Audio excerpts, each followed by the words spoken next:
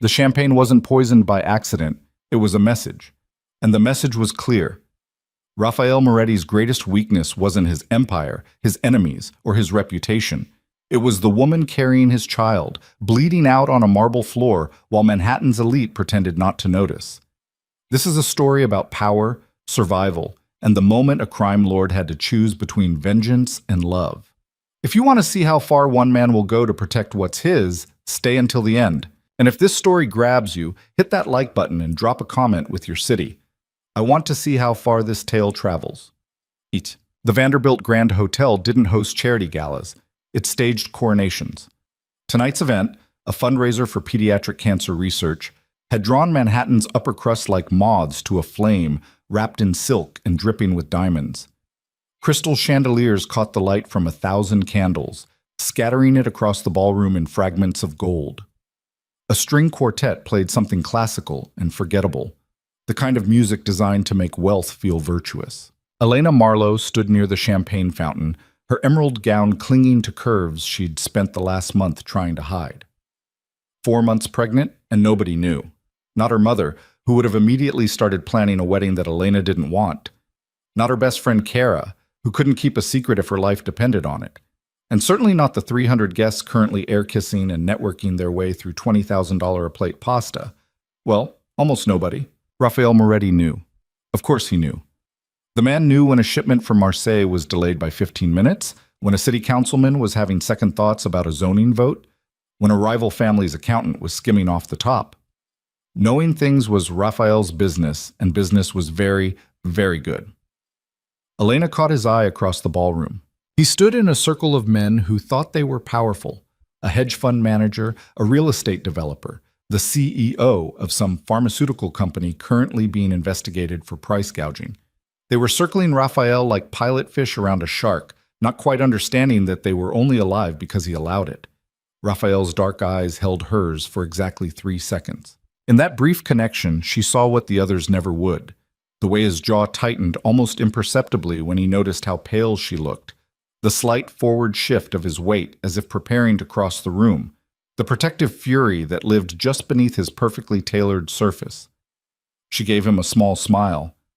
"I'm fine," and turned back to the woman beside her, a gallery owner named Patricia, who was in the middle of a story about a sculpture made entirely of recycled medical waste. "Provocative, really," Patricia was saying, gesturing with a glass of Bordeaux that probably cost more than most people's car payments. "The artist is making a statement about healthcare inequality in America. Very now, very urgent. I'm thinking of giving her a solo show in the spring." Elena murmured, accepting a champagne flute from a passing waiter. She brought it to her lips but didn't drink, a trick she'd perfected over the last month. People saw what they expected to see. Woman at party. Glass in hand, therefore woman drinking. It had worked at 6 events and counting. The waiter moved on, a young man she didn't recognize. Odd. The Vanderbilt always used the same catering company, and Elena had been to enough of these things to know the regular staff. This one was nervous, she noticed. His hand had trembled slightly when he'd offered her the tray. New, probably. First big event. She remembered that feeling, the terror of serving champagne to people who spent more on shoes than she used to make in a month. That was before Rafael, before the life she lived now. Comfortable, protected, complicated. Before the pregnancy that was about to change everything. Patricia was still talking, something about installation art and the male gaze, but Elena's attention had snagged on a woman in red across the room. Vivian Sterling, socialite and professional party attendee, known for her charitable work the way some people were known for their criminal records, extensively and with significant skepticism about the details. Vivian was watching her. Not the casual observation of one woman clocking another's dress, but a focused, almost clinical assessment. When their eyes met, Vivian's mouth curved into a smile that didn't reach her eyes, and she raised her champagne flute in a small salute. A cold finger traced down Elena's spine. "You look pale, darling," Patricia said, her tone shifting from art speak to genuine concern. "Are you feeling all right?" "Just tired," Elena replied, the lie coming easily. "I've been working late on a project." That much was true. She'd been consulting on the restoration of a historic brownstone in Brooklyn Heights, work she loved even if it didn't technically require her attention anymore. Raphael had made it clear she never had to work again, but Elena wasn't built to be idle. The brownstone project gave her something to focus on besides the growing secret in her belly and the impossible conversation she kept postponing. How exactly did you tell a man like Raphael Moretti that you were pregnant? The same man who'd once told her, in a rare moment of vulnerability, that he'd never bring a child into his world, that any son or daughter of his would be a target from birth, leverage for enemies, a weakness he couldn't afford. That conversation had been 8 months ago, before the night of the blackout, before the wine and the candlelight, and the way he'd looked at her like she was the only real thing in a world built on lies. 4 months ago, to be exact. The ballroom tilted slightly. Elena blinked, steadying herself against the high-top table beside her. Patricia was looking at her with concern now, one manicured hand reaching out. "Elena, should I get—" "I'm fine," Elena said quickly. "Really, I just need some air." She started toward the terrace doors, her heels clicking against marble that probably cost more per square foot than most Manhattan apartments. The room felt too hot suddenly, too bright, too full of people with their expensive perfumes and practiced laughs, and her vision tilted again, harder this time. The champagne flute slipped from her fingers, and she watched it fall in slow motion, the crystal catching the light as it tumbled end over end. It hit the marble with a sound like a bell breaking, champagne exploding outward in a starburst of liquid and glass. Elena's knees gave out. She felt herself falling, felt strong hands catch her before she hit the floor, felt the sharp sting in her palm where a shard had sliced through skin. Blood welled up, bright red against the pale pink of her palm, and she watched it with distant fascination as the ballroom spun around her. Somewhere in the chaos of sound, gasps, exclamations, the sudden silence as the string quartet stopped playing, she heard a voice she'd recognize anywhere. "Elena!" Raphael's voice cut through the noise like a blade through silk, sharp and commanding and absolutely terrified. She'd never heard him scared before. Raphael Moretti didn't do scared. He did calculated, controlled, lethally calm. But he was scared now. She tried to tell him she was okay, tried to lift her head, but her body wasn't cooperating. The room kept spinning, and her stomach was churning in a way that had nothing to do with morning sickness and everything to do with the fact that something was very, very wrong. Raphael appeared above her, his face swimming into focus. His hands were on her face, her throat, checking her pulse with the efficiency of someone who'd checked too many pulses to count, most of them while watching the life drain out of people who'd made the mistake of crossing him. "Look at me," he commanded, his voice deadly quiet. "Elena, look at me." She forced her eyes to focus on his face. Dark eyes, sharp cheekbones, the scar along his left temple that he'd gotten in a knife fight when he was 17. She knew every line of that face, every expression, every micro shift that signaled what he was thinking. Right now, he was thinking about murder. "The baby," she whispered, her hand moving instinctively to her stomach. Raphael's eyes went absolutely flat, the expression he wore when he was about to do something that would make men beg for mercy they wouldn't receive. His gaze swept the ballroom, cataloging exits, faces, potential threats with the cold efficiency of a predator selecting prey. When he spoke, his voice carried across the entire room despite being barely above a whisper. It was a voice that made people remember that beneath the tailored suits and the charitable donations and the legitimate business holdings, Raphael Moretti was a man who'd built an empire on broken bones and broken promises. "Nobody leaves." The two words landed like a death sentence. The guests, who'd been murmuring and backing away, froze. Several started to protest. These were people used to getting their way, used to their money and connections opening every door. Raphael didn't even look at them.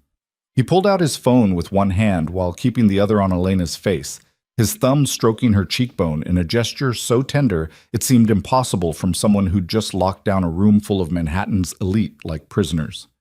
"Marco," he said into the phone, his eyes never leaving Elena's face, "seal the building. Every exit, every stairwell, every service entrance. Nobody in, nobody out. I want a full guest list, security footage from every camera, and the name of every staff member working tonight. I want it in 5 minutes." He hung up without waiting for confirmation. Marco Donati, his head of security, knew better than to need confirmation. Raphael, Elena managed, her voice weak. What? Shh. His fingers found her pulse point again, counting.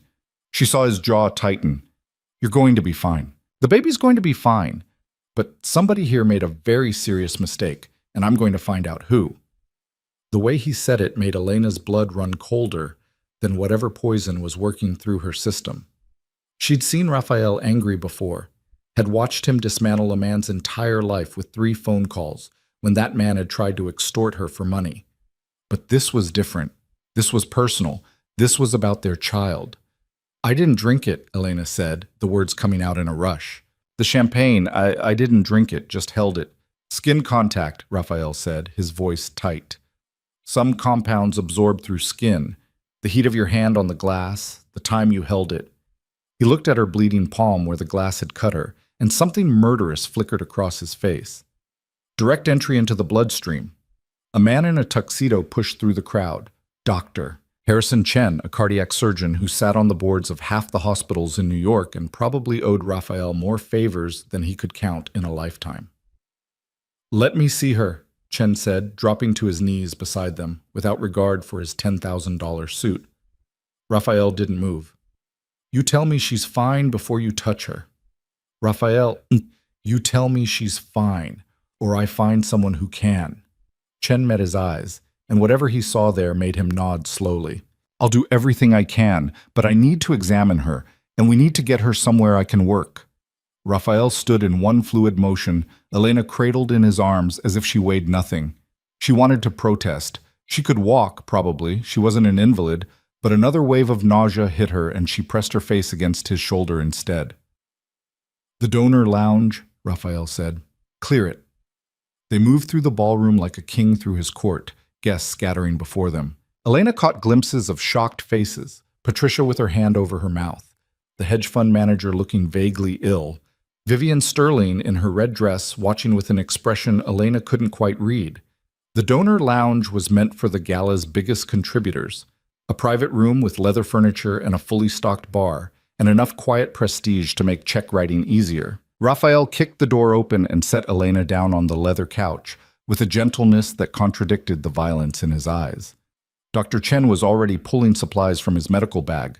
Of course, he had a medical bag at a charity gala. Of course, he was prepared for this. Men in Raphael's orbit learned to always be prepared. Talk to me, Raphael commanded, watching as Chen checked Elena's vital signs. Pulses elevated, pupils responsive but sluggish. Signs of acute distress consistent with toxin exposure. Chen looked up. I need to know what she ingested or came into contact with. Time is critical. Working on it. Raphael's phone was already ringing. He answered without looking at the screen. Tell me. Marco's voice came through, loud enough for Elena to hear. Security footage is being pulled now. Guest list is being compiled. Building is locked down. 2 people tried to leave through the kitchen. They're detained. Staff manifest shows a replacement waiter hired 3 days ago through an agency we don't normally use. Find him. Raphael's eyes were on Elena as he spoke, watching every breath, every movement. Find everyone who touched her champagne glass from the moment it was poured. Find who approved the agency change. Find... Elena convulsed, her body arching off the couch as her stomach rebelled. Chen moved fast, turning her on her side as she vomited violently onto the expensive Persian rug. Raphael was there instantly, one hand supporting her head, the other pressed against the small of her back. Elena, stay with me. His voice was rough now, the controls slipping. Stay with me, cara mia. She tried to respond, but another wave hit her, and then another. Her body was trying to purge the poison, and she let it, gasping between spasms while Raphael held her and Doctor. Chen worked around them both with grim efficiency. When the vomiting finally stopped, she was shaking and weak, cold sweat coating her skin. Raphael pulled off his suit jacket and wrapped it around her shoulders, then lifted her back onto the couch. His hands were steady, but she could see the muscle jumping in his jaw, the only tell that he was barely holding it together. The baby, she whispered again. Chen had his stethoscope out, pressing it against her abdomen. Elena watched his face, trying to read his expression, trying to understand what he was hearing. The silence stretched too long. Chen. Raphael's voice was deadly quiet. The baby. Fetal heartbeat is present but rapid. Distress pattern. Chen looked up, meeting Raphael's eyes. We need to get her to a hospital. Full monitoring, possible intervention. No hospitals. Raphael's response was immediate and absolute. Too exposed, too many variables I can't control. Raphael, she needs... I have a facility. Raphael was already dialing. Private, secure, full surgical suite, equipment better than half the hospitals in this city. We'll take her there. Elena wanted to argue, wanted to say that she needed a real hospital, needed doctors who weren't in Raphael Moretti's pocket, but another wave of nausea hit her, weaker this time, but still enough to steal her breath, and she realized that Raphael was right. Someone had just tried to poison her at a charity gala surrounded by security and witnesses. A hospital would be chaos, exposure, opportunity for whoever wanted her dead to try again. The door burst open. Marco Donati strode in, 6'3" of pure intimidation in a suit that couldn't quite hide the shoulder holster underneath. Behind him, two of Raphael's men dragged a young man in a waiter's uniform, the replacement waiter. Even through her haze of pain and fear, Elena recognized him, the nervous one who'd handed her the champagne. Found him trying to climb out a service window, Marco reported. Says he doesn't know anything, just took a job for extra cash. Raphael stood slowly, his movements precise and controlled in a way that made the temperature in the room drop 10 degrees. He walked to the waiter, who was now visibly shaking, and tilted his head as if examining an interesting specimen. "What's your name?" Raphael asked, his voice pleasant, conversational, the most dangerous tone Elena had ever heard him use. "To Tyler Morrison. Look, man, I don't know what—" "Tyler." Raphael smiled, and Tyler Morrison went absolutely white. "Tyler, I'm going to ask you some questions, and you're going to answer them truthfully.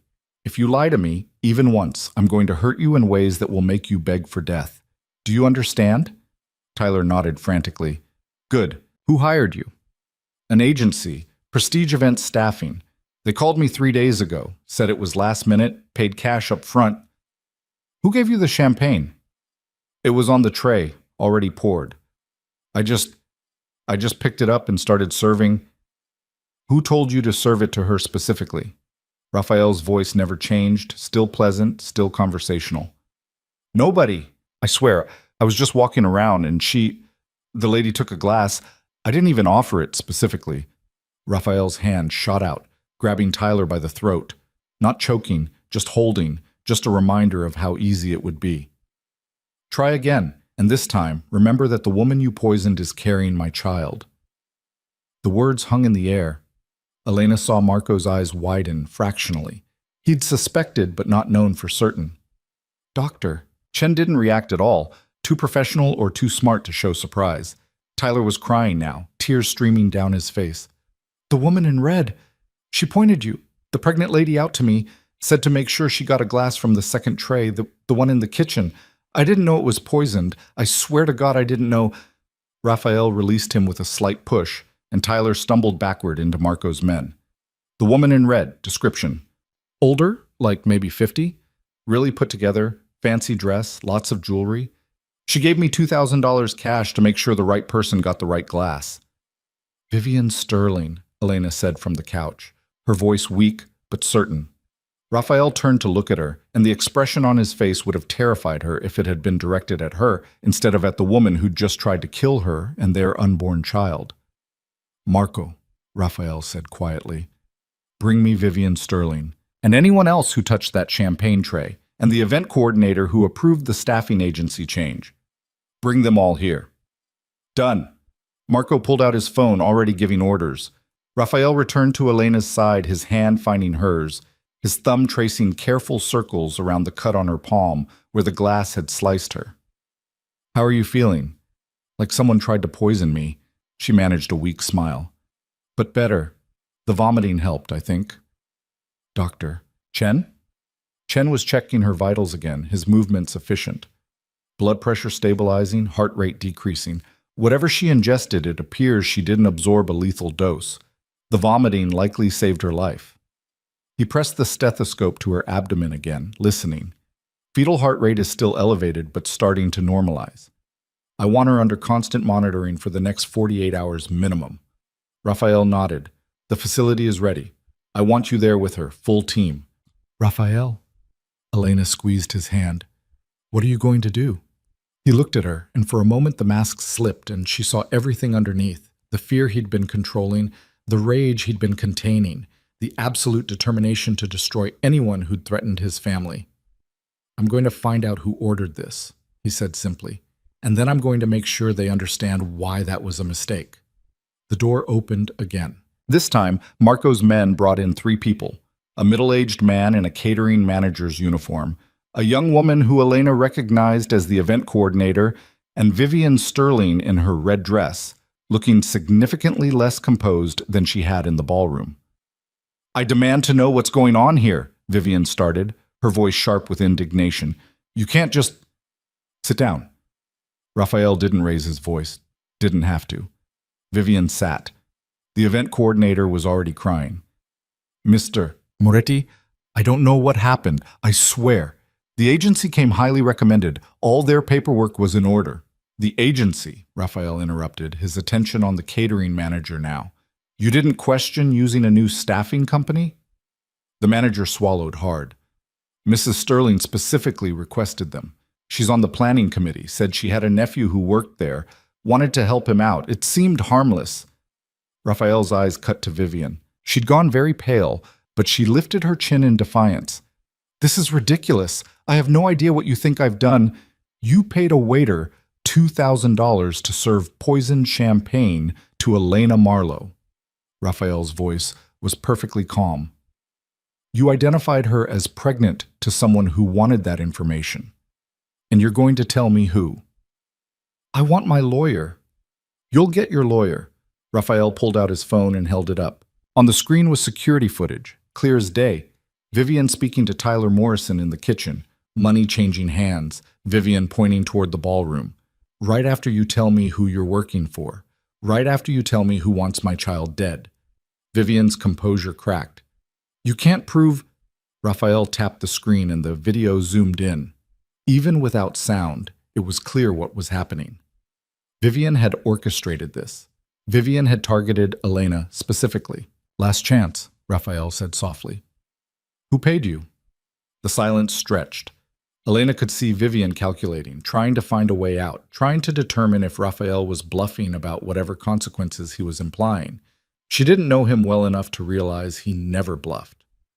Caruso, Vivian finally said, the name coming out like a confession. Nico Caruso paid me to confirm Elena's pregnancy and report back. He said he just wanted information. I didn't know he was going to... She stopped, but the damage was done. Nico Caruso, heir to the Caruso crime family, Raphael's primary competition in a dozen different markets, the man who'd been trying to undermine Raphael's operations for the last 2 years with increasing desperation. The man who apparently thought killing Elena and Raphael's unborn child would give him an advantage. Raphael went very, very still. It was the stillness of a predator before the strike, and everyone in the room felt it. Even Dr. Chen stepped back slightly, medical professionalism giving way to survival instinct. Where is he? Raphael asked, his voice barely above a whisper. I don't know. I swear I don't know. Vivian was backing away now, stumbling over her own feet. He contacts me. I don't contact him. Marco. Raphael didn't look away from Vivian. Find Nico Caruso. Find every Caruso lieutenant, every associate, every business front. I want locations. I want schedules. I want to know where they eat breakfast and what time they take a shit. I want everything. On it. Marco was already on his phone, his voice low and urgent as he gave rapid-fire orders. Elena felt another wave of pain roll through her abdomen, different this time, sharper, more localized. She gasped, her hand pressing against her stomach, and Raphael was beside her in an instant. Elena? Something's wrong, she managed. Raphael, something's... Dr. Chen pushed past Raphael, his hands on her abdomen, his face grim. We're out of time. She's bleeding internally. We need to move now, or we're going to lose them both. Raphael scooped her up again, and Elena could feel the tremor in his hands that he was trying to control. Chen, you ride with us. Marco, handle this. I want answers by the time I'm done saving my family. Boss, Marco started. Handle it. Raphael was already moving toward the door, Elena in his arms, Chen trailing behind. I don't care what you have to do. I want Nico Caruso, and I want him alive. I have questions only he can answer. They moved through the ballroom, and Elena was dimly aware of the frozen guests, the shocked faces, the way people scattered like leaves before a storm. Raphael didn't look at any of them. His entire focus was on her, on the child she carried, on getting them somewhere safe. In the private elevator reserved for VIPs, Elena felt her vision starting to blur again. She could hear Raphael talking to her, demanding she stay awake, stay with him, but his voice seemed to be coming from very far away. The last thing she saw before the darkness took her was his face, the fear finally breaking through the control, and the absolute conviction in his eyes that he would burn the entire city down if that's what it took to keep them safe. Then the world went black, and Elena Marlowe slipped into unconsciousness, unaware that above her, Raphael Moretti was making silent promises to their unborn child. Promises written in blood and sealed with the kind of vengeance that would make the name Caruso something people whispered about in the dark for years to come. The vehicle was moving before Elena fully registered the transition from elevator to car. Not a car. An armored SUV, windows tinted black, engine purring with the kind of power that suggested it could ram through a concrete barrier without hesitation. Raphael had her cradled against his chest in the back seat, one arm wrapped around her shoulders, the other hand pressed flat against her abdomen as if he could hold their baby safe through sheer force of will. Doctor. Chen sat across from them, a portable monitor already strapped to Elena's arm, leads attached to her chest beneath Raphael's jacket that still draped over her shoulders.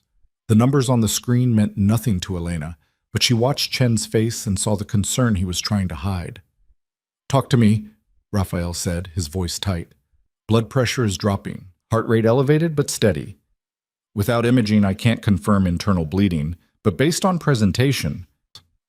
Chen trailed off, choosing his words carefully. We need to be prepared for emergency intervention. The SUV took a corner fast enough that Elena felt herself pressed harder against Raphael's chest.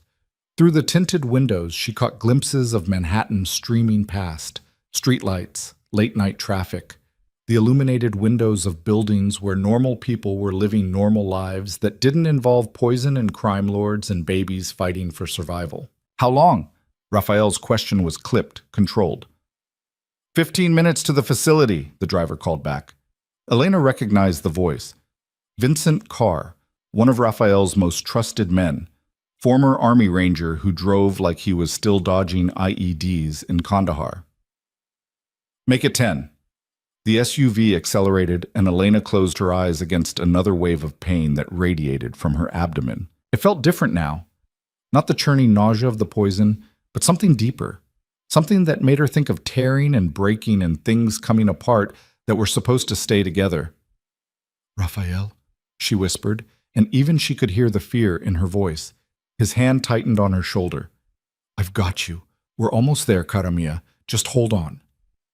The baby is going to be fine. He said it like a command, like he could bend reality to his will through pure determination. Maybe he could. Raphael Moretti had built an empire by refusing to accept defeat, by finding angles and leverage points and ways to win when everyone else saw only obstacles. But biology didn't care about empire building or determination. Biology had its own rules, and right now those rules were working against them. Elena forced her eyes open, focusing on Raphael's face. In the dim light of the SUV's interior, she could see the muscle jumping in his jaw, the way his eyes kept flicking to the monitor, the absolute control he was exerting over himself. She'd seen him angry before, had watched him dismantle opponents with cold precision, but she'd never seen him like this, balanced on a razor's edge between control and chaos, held together by nothing but sheer will and the need to be strong for her. Tell me about the facility, she said, needing to hear his voice, needing the distraction from the pain. Raphael's eyes met hers, and she saw him understand what she was asking for. Private medical center in Tribeca. I acquired it 3 years ago. Officially, it's a cosmetic surgery clinic for the very wealthy and very private. In reality, it's a fully equipped hospital with a surgical suite that could handle a triple bypass or a gunshot wound with equal efficiency. You've used it before. Not a question. When discretion is more important than paperwork, yes. His thumb traced circles on her shoulder, the gesture absent and soothing. The staff is handpicked.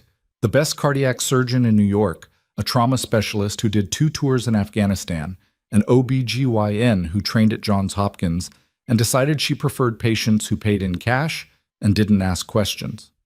Sounds like my kind of place, Elena managed, trying for humor, even as another spike of pain made her gasp. Dr. Chen leaned forward, checking the monitor. Raphael, her blood pressure just dropped another 5 points. We're running out of time. The SUV's engine roared, and Vincent took another corner in a way that suggested traffic laws were more like suggestions. Elena could hear sirens somewhere in the distance, but they were fading, not approaching. Vincent knew how to drive in New York, fast, aggressive, and completely aware of every cop's patrol pattern within a 5-mile radius. Raphael pulled out his phone with his free hand, never releasing his hold on Elena. "Status," he said without preamble. Marco's voice came through the speaker, rough with adrenaline. "Caruso's primary residence is empty. His club downtown is shut down for the night, but we have eyes on it. 3 of his lieutenants have been located. We're bringing them in for conversation." Vivian Sterling, secured at the warehouse on 10th Avenue. The event coordinator and the waiter are with her. The catering manager turned out to be clean, just an idiot who didn't ask the right questions. I sent him home. "And Nico?" There was a pause. "We're working on it. He's gone to ground, but he can't hide forever. Every asset we have is looking." Raphael's expression went flat, the mask settling back into place. "Marco, I need Nico Caruso in front of me within the next 6 hours. I need him conscious, functional, and able to answer questions. I don't care what you have to do to make that happen. Am I clear?" "Crystal." "Good. Keep me updated." Raphael ended the call and returned his full attention to Elena. "We're 2 minutes out." Elena nodded, not trusting her voice.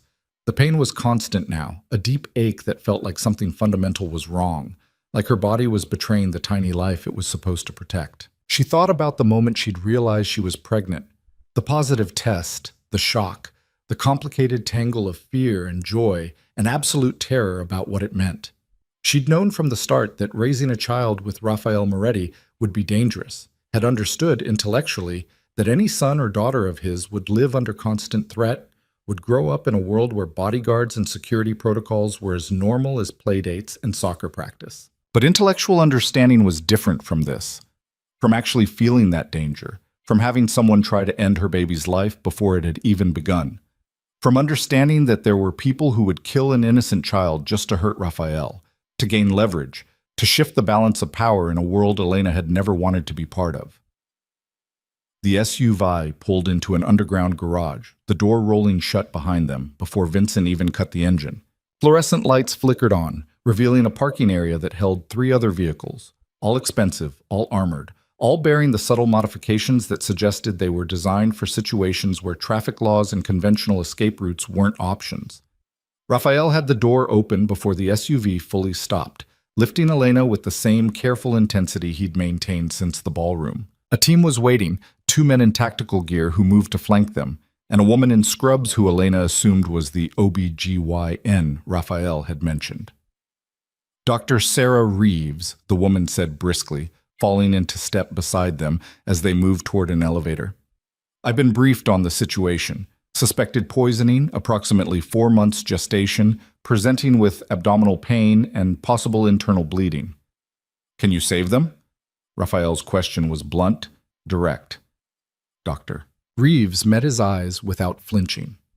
"I'm going to do everything I can, but I need you to understand that at 4 months, if we're forced to deliver, the survival rate is extremely low. Almost 0, in fact. Then we don't deliver." "Raphael." Dr. Reeves stopped walking, forcing him to stop as well. "If Elena is bleeding internally, if the placenta has separated or there's been significant trauma, we may not have a choice. I can try to save the pregnancy, but my first priority has to be saving your wife."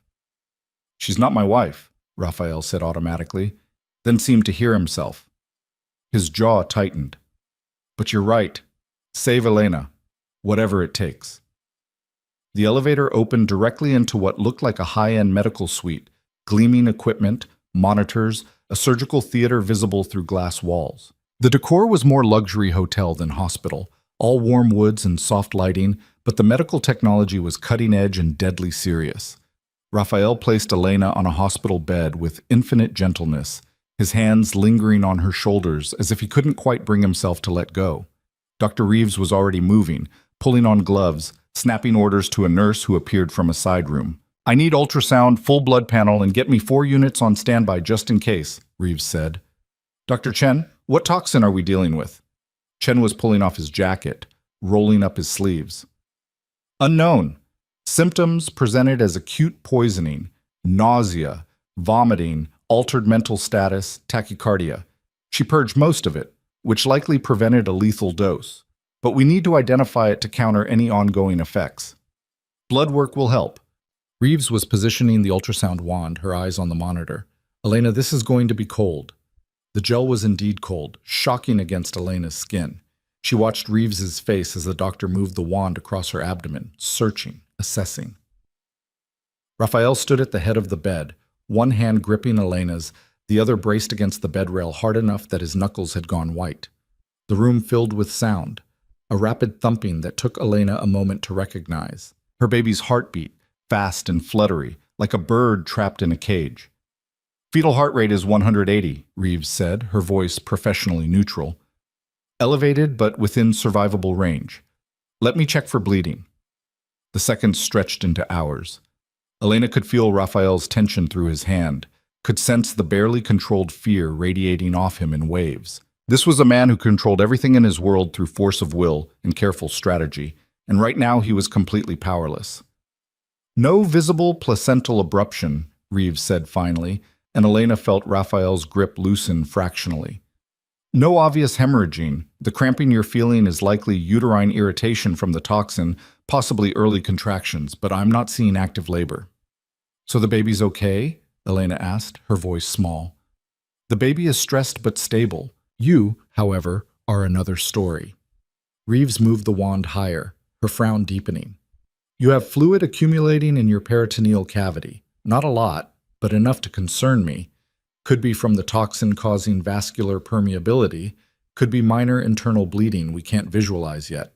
Either way, I want you on complete bed rest with continuous monitoring." "For how long?" "Until I'm confident you're both out of danger. Minimum 48 hours, possibly longer." Raphael's phone buzzed. He glanced at it, then back at Elena. "I need to take this." "Go," Elena said, even though every part of her wanted him to stay. "I'm okay. Dr. Reeves has me." He hesitated, war playing out across his face, the need to be with her versus the need to hunt down the people responsible. Finally, he bent and pressed his lips to her forehead, the gesture so tender it made her chest ache. "I'll be right outside," he murmured. "You need me, you call. Anything, cara mia, anything at all." Then he was gone, stepping into the hallway, and Elena could hear his voice through the partially open door, sharp and commanding, as he took Marco's call.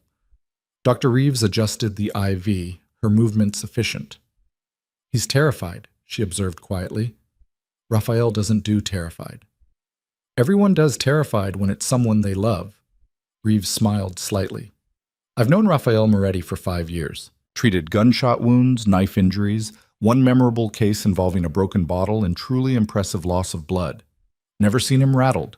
But you've got him completely undone." Elena didn't know what to say to that. She and Raphael had never defined what they were to each other. Lovers, yes, but beyond that? They danced around the question for months, both of them too scared or too practical to put words to the thing that had grown between them. "The pregnancy was unplanned," Elena heard herself say. "The best ones usually are." Reeves was adjusting monitors now, her attention split between Elena and the screens showing vital signs. "For what it's worth, I think you're going to be fine. The baby, too. Whatever toxin was used, you didn't absorb enough for a lethal dose, and your body is handling it. But the stress, the trauma, that we need to manage carefully." From the hallway, Elena could hear Raphael's voice rising, not quite shouting, but close. The kind of cold fury that was somehow more frightening than rage. "I don't care if you have to tear apart every building in Lower Manhattan. Find him. Find Nico Caruso and bring him to me. A pause, then. No, Marco. Not dead. I want him alive. I want him conscious. I want him to understand exactly what he's done and exactly what it's going to cost him. Another pause. Do it! And Marco? Anyone who gets in your way, anyone who tries to protect him, anyone who even thinks about warning him, they made their choice. Handle them accordingly. Elena closed her eyes, trying not to think about what handle them accordingly meant in Raphael's world. Trying not to imagine the violence that was being unleashed right now across the city, all because someone had tried to hurt her and their baby. You knew what he was when you fell for him, Reeves said quietly, as if reading her thoughts. I did, Elena admitted. Doesn't make it easier. Nothing about loving dangerous men is easy. Reeves checked the monitor one more time, then patted Elena's shoulder. Get some rest. I'll be back in an hour to check on you both.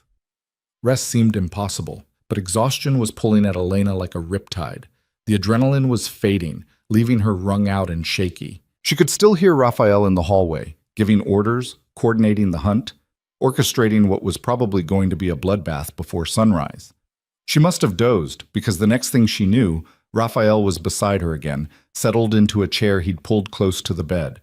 His hand was wrapped around hers, and his eyes were fixed on the monitor, showing their baby's heartbeat with an intensity that suggested he was memorizing every spike and valley. What time is it? Elena asked, her voice rough with sleep. 3 a.m. Raphael didn't look away from the monitor. How are you feeling? Better. Tired, but better. She squeezed his hand. Did Marco find anything? Nico's gone to ground, but we're closing in. 3 of his lieutenants are currently having very unpleasant conversations at the warehouse. One of them will break. They always do. Elena heard what he wasn't saying. The methods being used to encourage conversation. The line between interrogation and torture that Raphael crossed without hesitation when people he cared about were threatened. Raphael, I need to ask you something. Anything. If you find Nico, what are you going to do to him? Raphael's eyes finally left the monitor, meeting hers. In the low light of the medical suite, his face was all sharp angles and dangerous shadows. I'm going to make him tell me everyone involved in this. Everyone who knew, everyone who helped, everyone who even suspected what was being planned and didn't warn me. And then I'm going to make sure they understand that touching my family carries consequences. You mean you're going to kill him? Eventually. Raphael's voice was matter-of-fact, as if they were discussing dinner plans. But first, I'm going to make sure he regrets every decision that led him to this moment. I'm going to make an example that ensures nobody else ever thinks about trying this again. Elena should have been horrified, should have argued, should have pleaded for mercy, should have reminded him that revenge wouldn't undo what had happened. Instead, she found herself thinking about the moment she'd collapsed, about the fear that had flooded through her when she'd realized something was wrong with her baby. About the fact that someone had deliberately, calculatedly tried to end her pregnancy simply to hurt Raphael. Good, she said quietly. Raphael's eyebrows rose fractionally. Elena, I mean it. Whoever did this, whoever helped, they tried to kill our baby, Raphael. They tried to kill me. So yes, I want them to regret it. I want them to understand what they've done. Something shifted in Raphael's expression. Surprise, maybe, or recognition. You've never talked like this before. I've never been poisoned while pregnant before. Elena's hand moved to her abdomen, protective. I've never felt this angry before. This territorial. Welcome to my world. Raphael lifted her hand to his lips, pressing a kiss to her knuckles. This is what I feel every day. This need to protect what's mine, to destroy anything that threatens it. I've tried to keep you separate from it, tried to give you the option to walk away, but now there's a baby, Elena finished. Now walking away isn't an option, even if I wanted to, which I don't, she added quickly, seeing the flash of vulnerability in his eyes. Raphael, I'm not going anywhere. I'm in this complicated, dangerous life. All in. It's going to get worse before it gets better, he warned. Once word spreads about the pregnancy, about what happened tonight, every enemy I have will see you as a target, see our child as leverage. I can protect you, but I can't make it safe. I can't make it normal. I don't need normal. Elena managed a tired smile. I need you.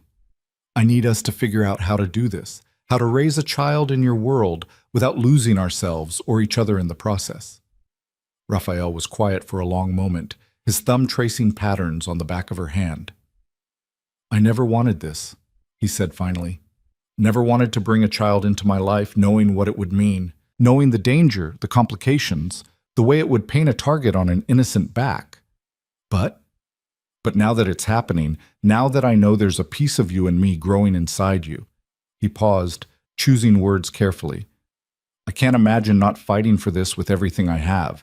Can't imagine walking away or letting fear make my decisions. Elena's heart did something complicated in her chest. Raphael wasn't a man given to emotional declarations. He showed his feelings through actions, through protection, through loyalty, through the way he'd burned down half the city tonight trying to keep her safe. But words mattered too. Words made things real. We're going to be okay, she said, with more confidence than she felt. All three of us. Raphael's phone buzzed again. He glanced at it, and his expression went cold. Marco's calling in. I need to take this. He stepped into the hallway again, and Elena heard his voice, clipped and professional. Talk to me. She couldn't hear Marco's response, but she watched Raphael's body language through the open door, the way he went absolutely still, the slight narrowing of his eyes, the almost imperceptible forward shift of his weight like a predator catching a scent. You're certain? Raphael asked. Another pause. Good. Hold position. I'm coming to you. He ended the call and stepped back into the room. They found Nico.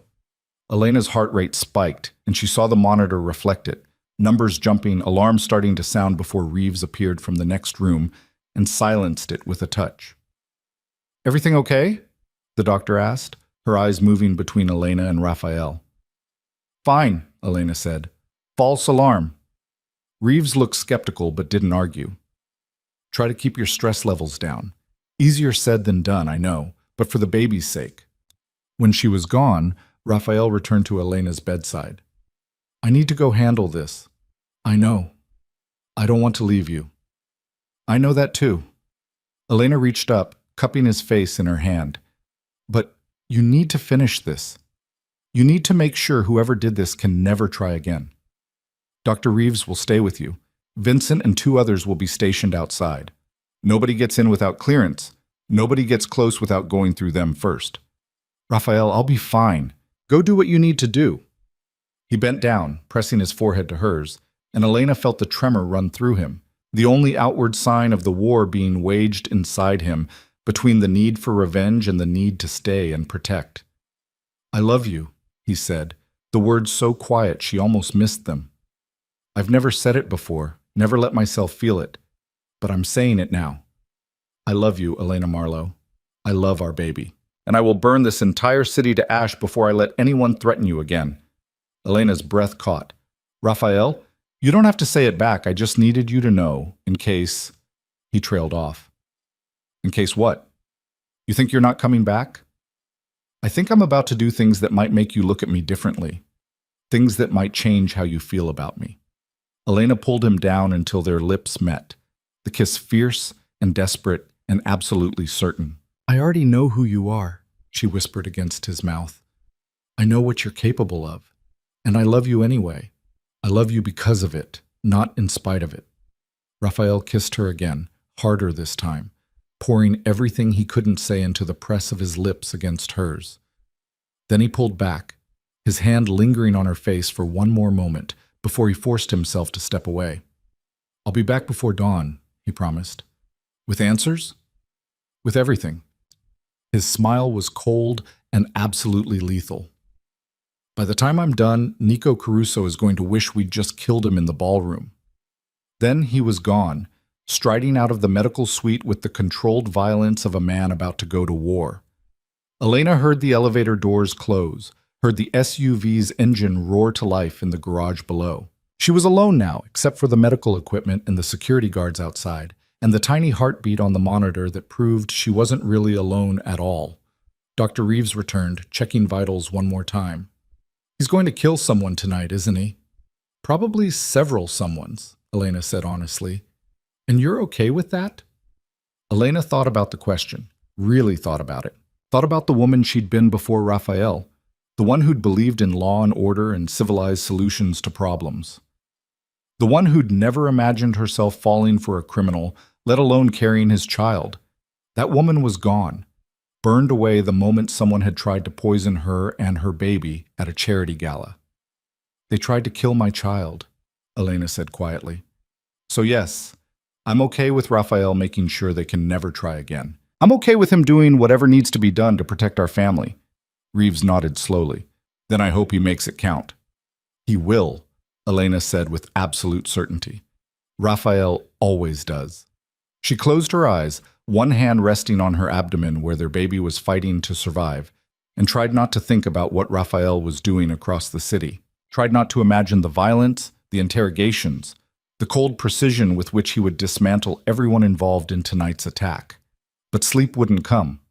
So instead, Elena lay in the darkness and listened to her baby's heartbeat on the monitor, and waited for Raphael to come back to her with blood on his hands and vengeance in his eyes. And somewhere in the night, in a warehouse on the edge of the city, Nico Caruso was about to learn why threatening Rafael Moretti's family was the last mistake he would ever make. The warehouse on 10th Avenue had seen better days.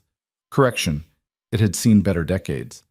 The building squatted between a defunct textile factory and a parking lot that serviced exactly nobody, its brick facade stained with decades of city grime and neglect. But the decrepit exterior was deliberate camouflage. Inside, the warehouse had been converted into something far more functional: soundproofed rooms, reinforced doors, and enough security measures to make a federal lockup jealous. Raphael's SUV pulled into the loading bay at 3:47 a.m. Vincent killed the engine but didn't move to get out, waiting for Raphael's signal. Through the windshield, Raphael could see Marco standing near the entrance, talking on his phone, his expression grim. "Stay with the vehicle, Raphael said, already opening the door. "Engine running. If I call, you get to the medical facility in under 8 minutes. Understood?" "Yes, sir." Raphael crossed the distance to Marco in long, controlled strides. Every step was measured, every movement precise. He'd learned long ago that control was everything. Control of his emotions, his reactions, his empire. Lose control, and you lost everything. But tonight, control was slipping. Tonight, someone had tried to kill Elena and his unborn child, and the rage simmering beneath Raphael's carefully maintained surface was threatening to burn through every restraint he'd ever built. "Status," Raphael said as he reached Marco. Marco pocketed his phone, his expression carefully neutral. "We've got 3 Caruso lieutenants in separate rooms.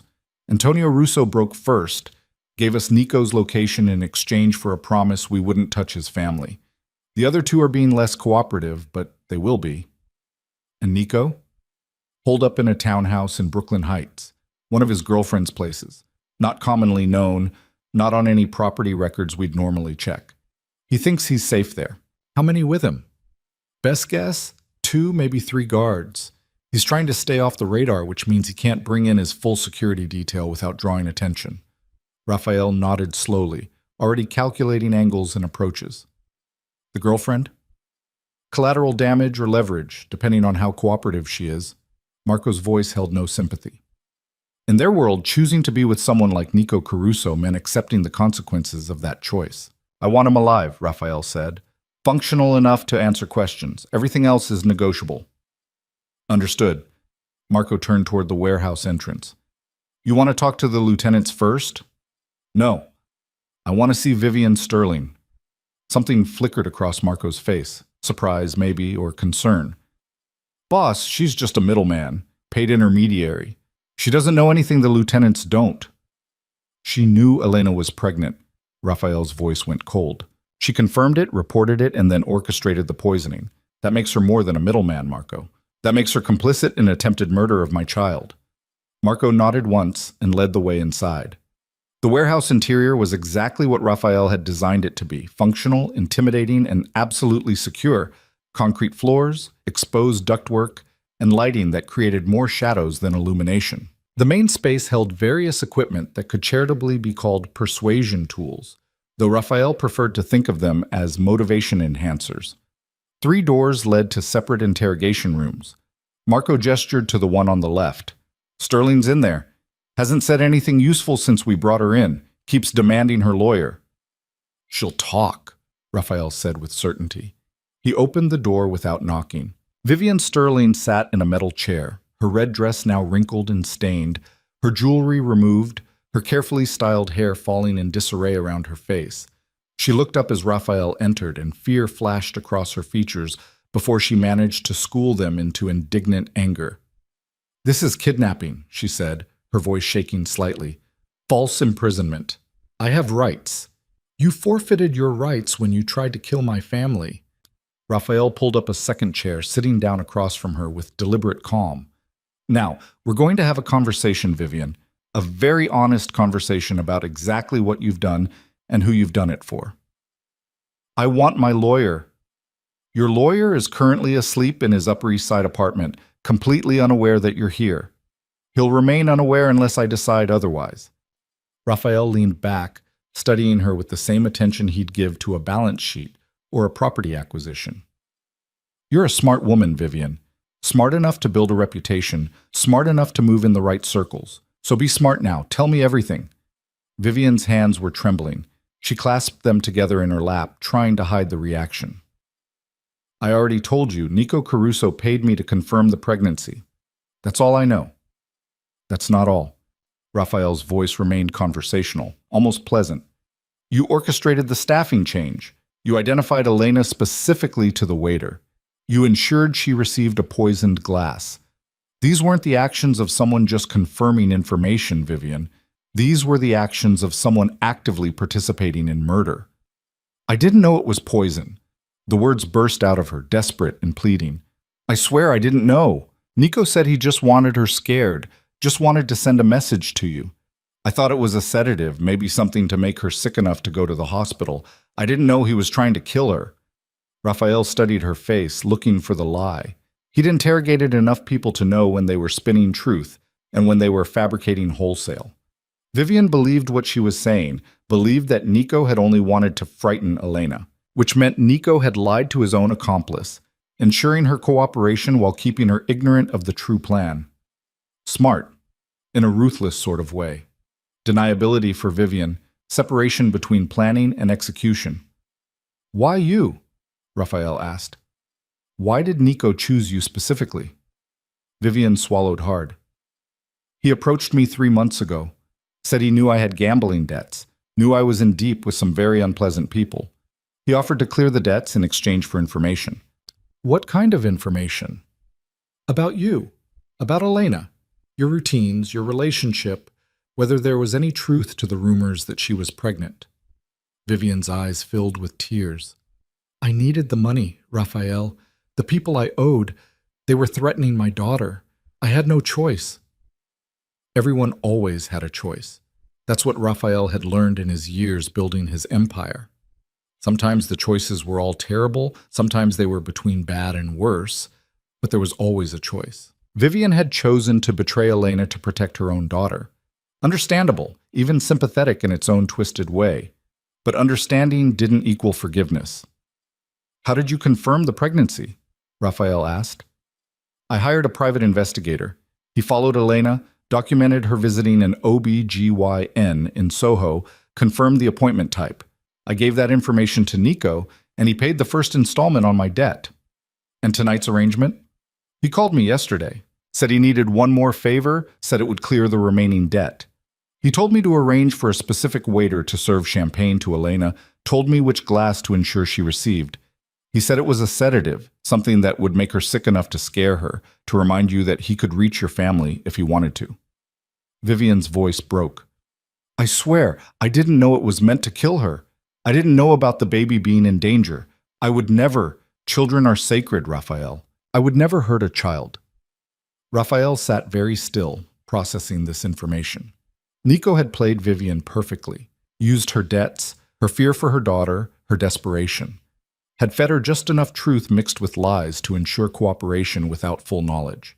It was good strategy. Ruthless, effective, and ultimately stupid because it had led directly back to Nico himself. "What else did you tell him?" Raphael asked. What other information did you provide over the last 3 months? Vivian's eyes dropped to her lap. Everything I could learn. Your schedule, your properties, your business meetings, Elena's routines, her friends, her work on that brownstone project. I was at events you both attended, society functions where I could observe without seeming suspicious. Did you report to anyone besides Nico? No, just him. Always him. Raphael stood and Vivian flinched. Please, she whispered. Please, I'm sorry, I'm so sorry. I never wanted anyone to get hurt. Your intentions are irrelevant. Raphael's voice was flat, emotionless. Your actions are what matter, and your actions tonight resulted in my fiancé being poisoned while carrying my child. Vivian went white. Fiancé, I didn't know you were— We hadn't announced it yet, Raphael lied smoothly. The fiction served multiple purposes. It elevated the crime in the eyes of anyone who heard about it, and it gave him legal standing in ways that girlfriend wouldn't. Which makes your betrayal even more interesting, Vivian. You helped orchestrate an attack on my future wife and unborn heir. In my world, that carries very specific consequences. What are you going to do to me? Raphael walked to the door, paused with his hand on the handle. That depends on whether the information you've provided proves accurate. If Nico is where you say he is, if everything you've told me checks out, then you live. Your daughter lives. You'll be relocated somewhere far from New York, somewhere you can start over without the debts and the fear and the stupid choices. Hope flared in Vivian's eyes. Really? You do that? But, Raphael continued, his voice going cold, if you've lied to me, if any of this is misdirection designed to buy Nico time or throw us off his trail, then you and your daughter will disappear, completely, permanently. No one will ever find enough of you to file a missing persons report. The hope died as quickly as it had appeared. I'm telling the truth. I swear on my daughter's life, I'm telling the truth. Raphael studied her one more moment, then nodded. Marco will get a formal statement from you. Every detail, every interaction with Nico, every piece of information you passed along. You cooperate fully, and you might survive this. He left her there and found Marco waiting in the hallway. Get everything from her. Times, dates, exact conversations. I want a complete timeline of her involvement with Nico. And then? Hold her here until this is finished. If her information is good, arrange transport out of the city. New identity, new life, somewhere she can't cause any more damage. Marco nodded, making notes on his phone. The lieutenants are ready when you are. I don't need to talk to them. Raphael checked his watch, 4:15 a.m.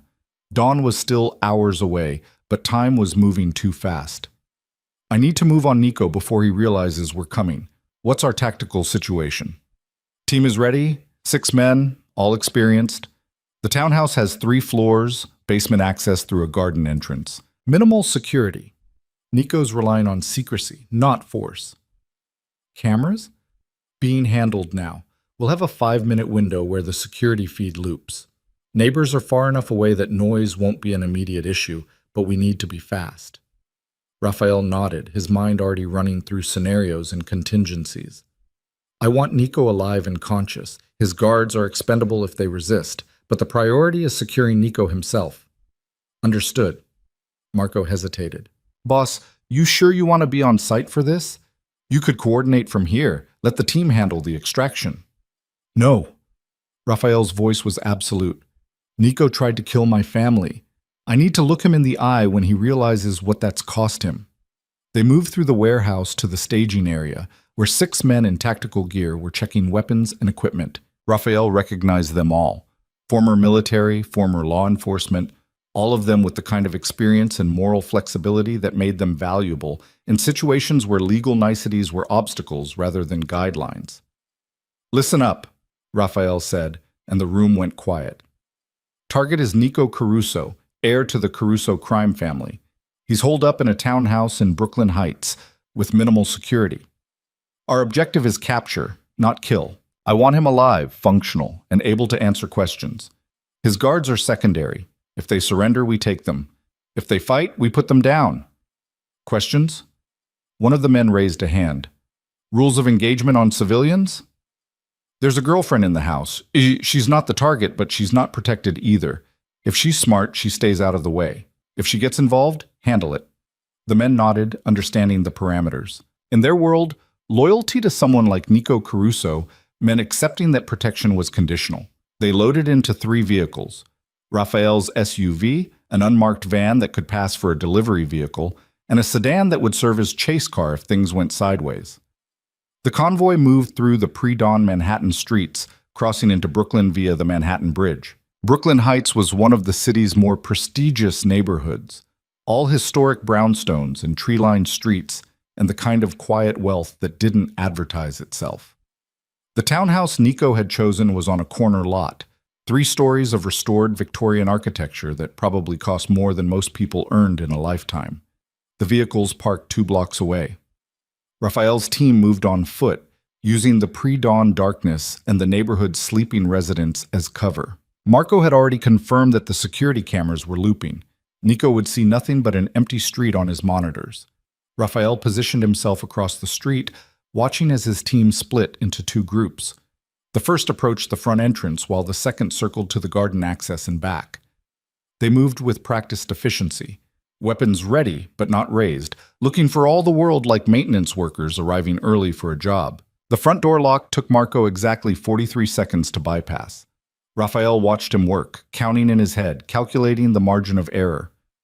They needed to be inside and in control before Nico even knew they were there. Marco gave the signal, go. The teams entered simultaneously from front and back, moving fast and quiet. Raphael followed the front team, ascending the steps with weapon drawn, eyes scanning for threats. The first floor was clear: living room, kitchen, dining area, all empty and dark. The second floor yielded a bathroom and 2 bedrooms, also empty. That left the third floor where lights were still on and voices could be heard. Raphael gestured for silence, then led the way up the final staircase. The voices grew clearer, a woman's, nervous and pleading, and a man's, angry and dismissive. "I don't care what you think you heard," Nico was saying. "Nobody knows we're here. We're safe." "It's been hours," the woman said. "If it worked, we'd have heard by now. If Moretti's bitch is dead, it would be on the news. She's not dead, she's just sick. That was the point. Scare Moretti, make him understand that his family isn't untouchable." Raphael felt something cold and lethal settle in his chest. Nico hadn't even been trying to kill Elena. He'd been sending a message, playing power games with people's lives, treating Raphael's family as pawns in whatever empire-building strategy he'd concocted. That somehow made it worse. Raphael kicked open the door to the master bedroom. Nico Caruso spun around, his hand reaching for a gun on the nightstand. He never made it. One of Raphael's men put 2 rounds into the nightstand itself, the wood exploding in splinters, the gun skittering across the floor. "Don't move," Raphael said quietly. Nico froze. He was younger than Raphael, maybe 32 or 33, with the kind of slick confidence that came from being born into power rather than earning it. His silk pajamas probably cost more than the average monthly rent, and his expression held more annoyance than fear. That would change. The woman, blonde, mid-20s, wearing nothing but an oversized t-shirt, screamed. One of Raphael's men moved to secure her, zip-tying her hands and pulling her away from Nico. "Raphael Moretti," Nico said, his voice attempting confidence and almost succeeding. "Breaking and entering. Armed assault. My lawyers are going to have a field day with this." "Your lawyers are going to have trouble finding enough of you to file paperwork," Raphael replied, moving further into the room. "Marco, secure the house. I want every entrance locked down, every phone disabled, every camera erased." "On it." Raphael turned his full attention back to Nico. "You tried to kill my fiancée tonight. I tried to scare her. There's a difference." "Not to me." Raphael raised his weapon, the movement casual but absolutely controlled. "Not when she's 4 months pregnant with my child." Nico's confidence flickered. "Pregnant? I didn't—" Vivian said a lot of things. Most of them under the mistaken impression that you were just trying to frighten Elena, not poison her. Raphael lowered the gun, but only slightly. "Tell me, Nico, when exactly did you decide that targeting my family was a smart strategic move?" "Your family?" Nico laughed, the sound nervous and too loud. "She's your girlfriend, Moretti, a side piece. This is business, not personal." Raphael moved faster than Nico could react. crossing the distance between them and slamming him against the wall hard enough to rattle the expensive artwork hanging there. The gun pressed against Nico's temple, cold metal against warm skin. "Say that again," Raphael whispered. "Call her a side piece one more time, and I'll paint this very expensive wallpaper with your brains." Nico's eyes went wide, real fear finally breaking through the bravado. Okay. I'm sorry, I didn't mean... You didn't mean to poison a pregnant woman?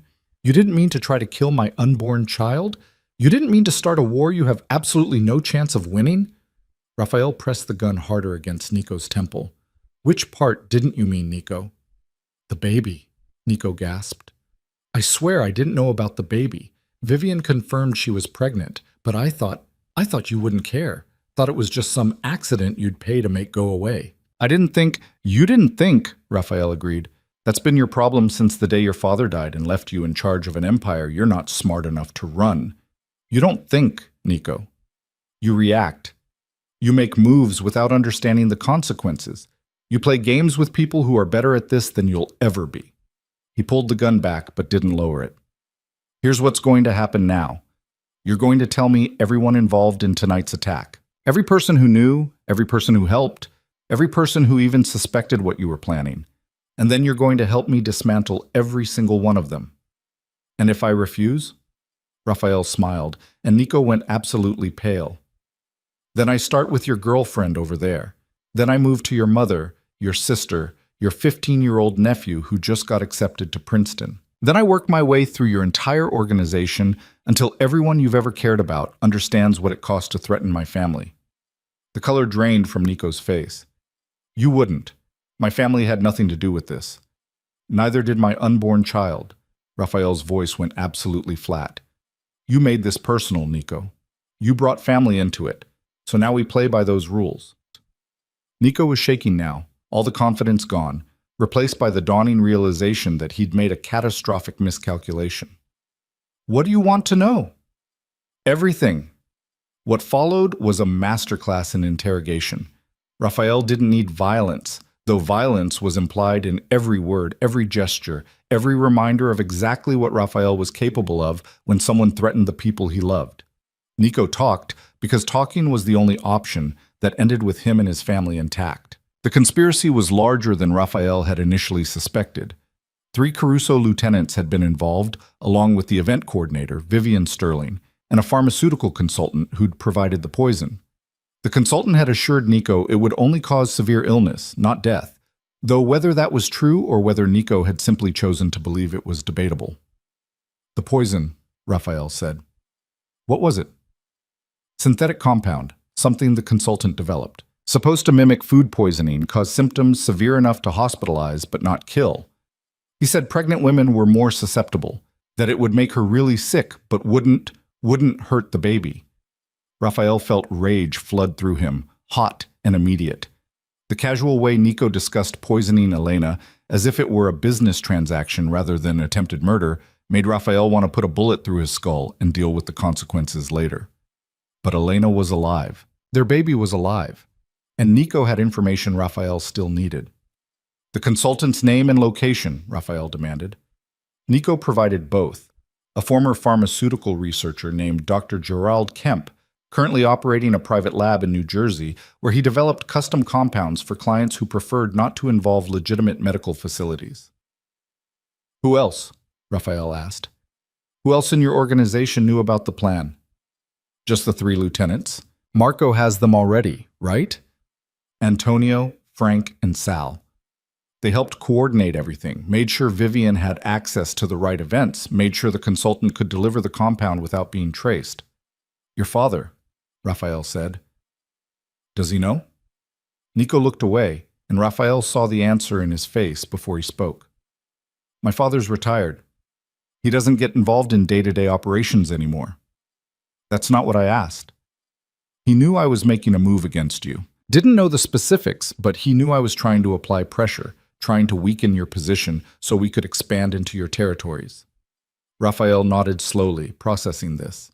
Nico's father, Salvatore Caruso, was old-school crime, brutal when necessary, but with a code that didn't usually involve targeting families unless absolutely unavoidable. If Salvatore had known the full plan, he might have stopped it. Or he might not have cared. Retirement didn't erase decades of ruthless empire building. Where is he? Raphael asked. His estate in Connecticut. He's been there for 6 months, hasn't come into the city. Like I said, he's retired. Raphael's phone buzzed. He checked it without lowering his weapon. A text from Dr. Reeves. Elena stable. Baby's heartbeat normalizing, both resting comfortably. Relief flooded through him, so intense it was almost painful. They were okay. His family was okay, which meant Raphael could focus entirely on destroying the people who'd threatened them. Marco, Raphael called. Bring the van around. We're transporting Mr. Caruso to the warehouse for a more thorough conversation. Nico's eyes went wide. You said if I told you everything, I said I'd help you understand the consequences of your actions. Raphael's smile was cold. We're just getting started. They bound Nico's hands and feet, gagged him to prevent screaming that might alert neighbors, and carried him down the stairs like a particularly unwilling piece of furniture. The girlfriend watched with terrified eyes but said nothing, smart enough to understand that silence was her only path to survival. As they loaded Nico into the van, Raphael's phone rang. Marco's name appeared on the screen. You're supposed to be helping load the van, Raphael said by way of greeting. I'm handling something else. We've got a problem. Raphael went still. Define problem. The pharmaceutical consultant, Dr. Kemp. We sent a team to his Jersey lab 30 minutes ago, found it burned to the ground, fire still smoldering. Fire department's calling it an accident, but my guys found accelerant traces. Someone torched the place, probably within the last 2 hours. And Kemp? Missing. No body in the rubble, no sign of him at his registered addresses. It's like he knew we were coming and ran. Raphael felt the pieces clicking into place with terrible clarity. Nico had a failsafe. Someone watching, ready to clean up loose ends if things went wrong. That's my read too, which means someone in the Caruso organization knows the plan failed and is already trying to cover tracks. Raphael thought fast, calculating angles and probabilities. The 3 lieutenants, get them on the phone. Now. I want to know who else they told. Who else had knowledge of tonight's operation? Someone gave the cleanup order, and I want to know who. On it. What about Nico? Raphael looked at the van where Nico was secured, bound and helpless. Bring him to the warehouse. We're not done with him yet, but be prepared. This just got more complicated. He ended the call and climbed into his SUV. Vincent was already behind the wheel, engine running. Back to the warehouse, Raphael ordered. And Vincent? Make it fast. We're running out of time. The convoy moved through Brooklyn's empty streets, heading back toward Manhattan. Raphael's mind was already 3 moves ahead, calculating which Caruso operations to hit first, which assets to seize, which allies to turn against them. But underneath the strategy, underneath the cold calculation of warfare and empire building, was something more visceral, the absolute certainty that before the sun rose, Nico Caruso would regret every decision that had led to this moment. Elena and their baby were safe. Now Raphael could focus on making sure they stayed that way, and that meant making an example that would echo through New York's underworld for generations to come. The warehouse felt different when Raphael returned. The space that had seemed merely functional an hour ago now carried the weight of what was about to happen. A reckoning that would reshape the balance of power in New York's underworld.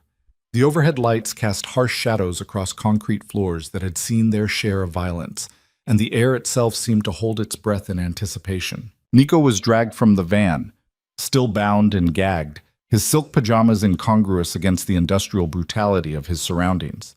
His eyes were wild now, darting from face to face, looking for mercy he wouldn't find.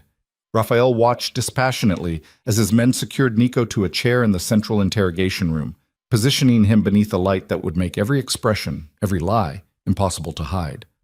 Marco appeared at Raphael's shoulder, his phone still pressed to his ear. Antonio Russo is talking, says there was a contingency plan. If anything went wrong tonight, someone named Victor was supposed to clean up loose ends and get out of the city. Victor who? Russo doesn't know a last name. Says he's Salvatore Caruso's man, not Nico's. Been with the family for 20 years, handles the kind of problems that can't be solved with money or threats. Marco's expression was grim. Professional cleaner. If Kemp's lab is torched and the consultant is missing, Victor's already started working through the list. Raphael felt ice slide down his spine. What list? Everyone involved in tonight's operation. Victor's job is to eliminate anyone who can connect the Caruso family to the poisoning. That includes Vivian Sterling, the 3 lieutenants, the event coordinator. Marco paused, his meaning clear. And Elena. Raphael's voice went absolutely flat. Victor knows she can identify everyone involved. She's the primary witness.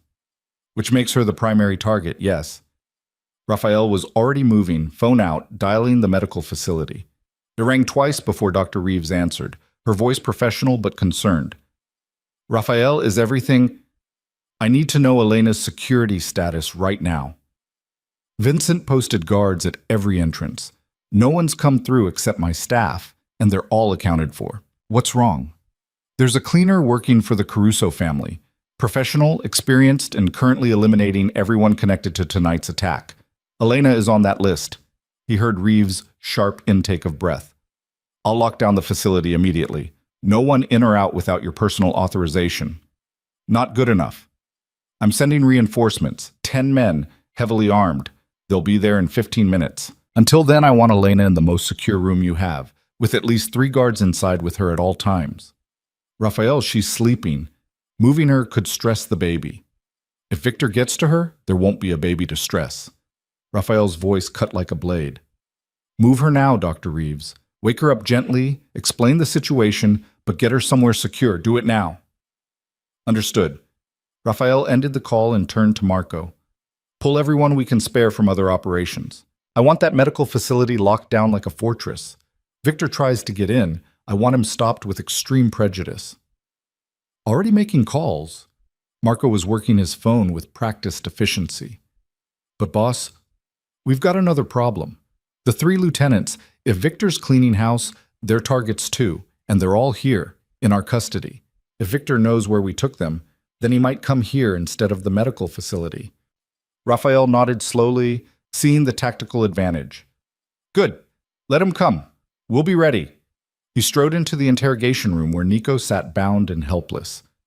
The younger man's eyes tracked Raphael's movement with the focused intensity of prey, watching a predator circle closer. Raphael removed Nico's gag with one sharp pull.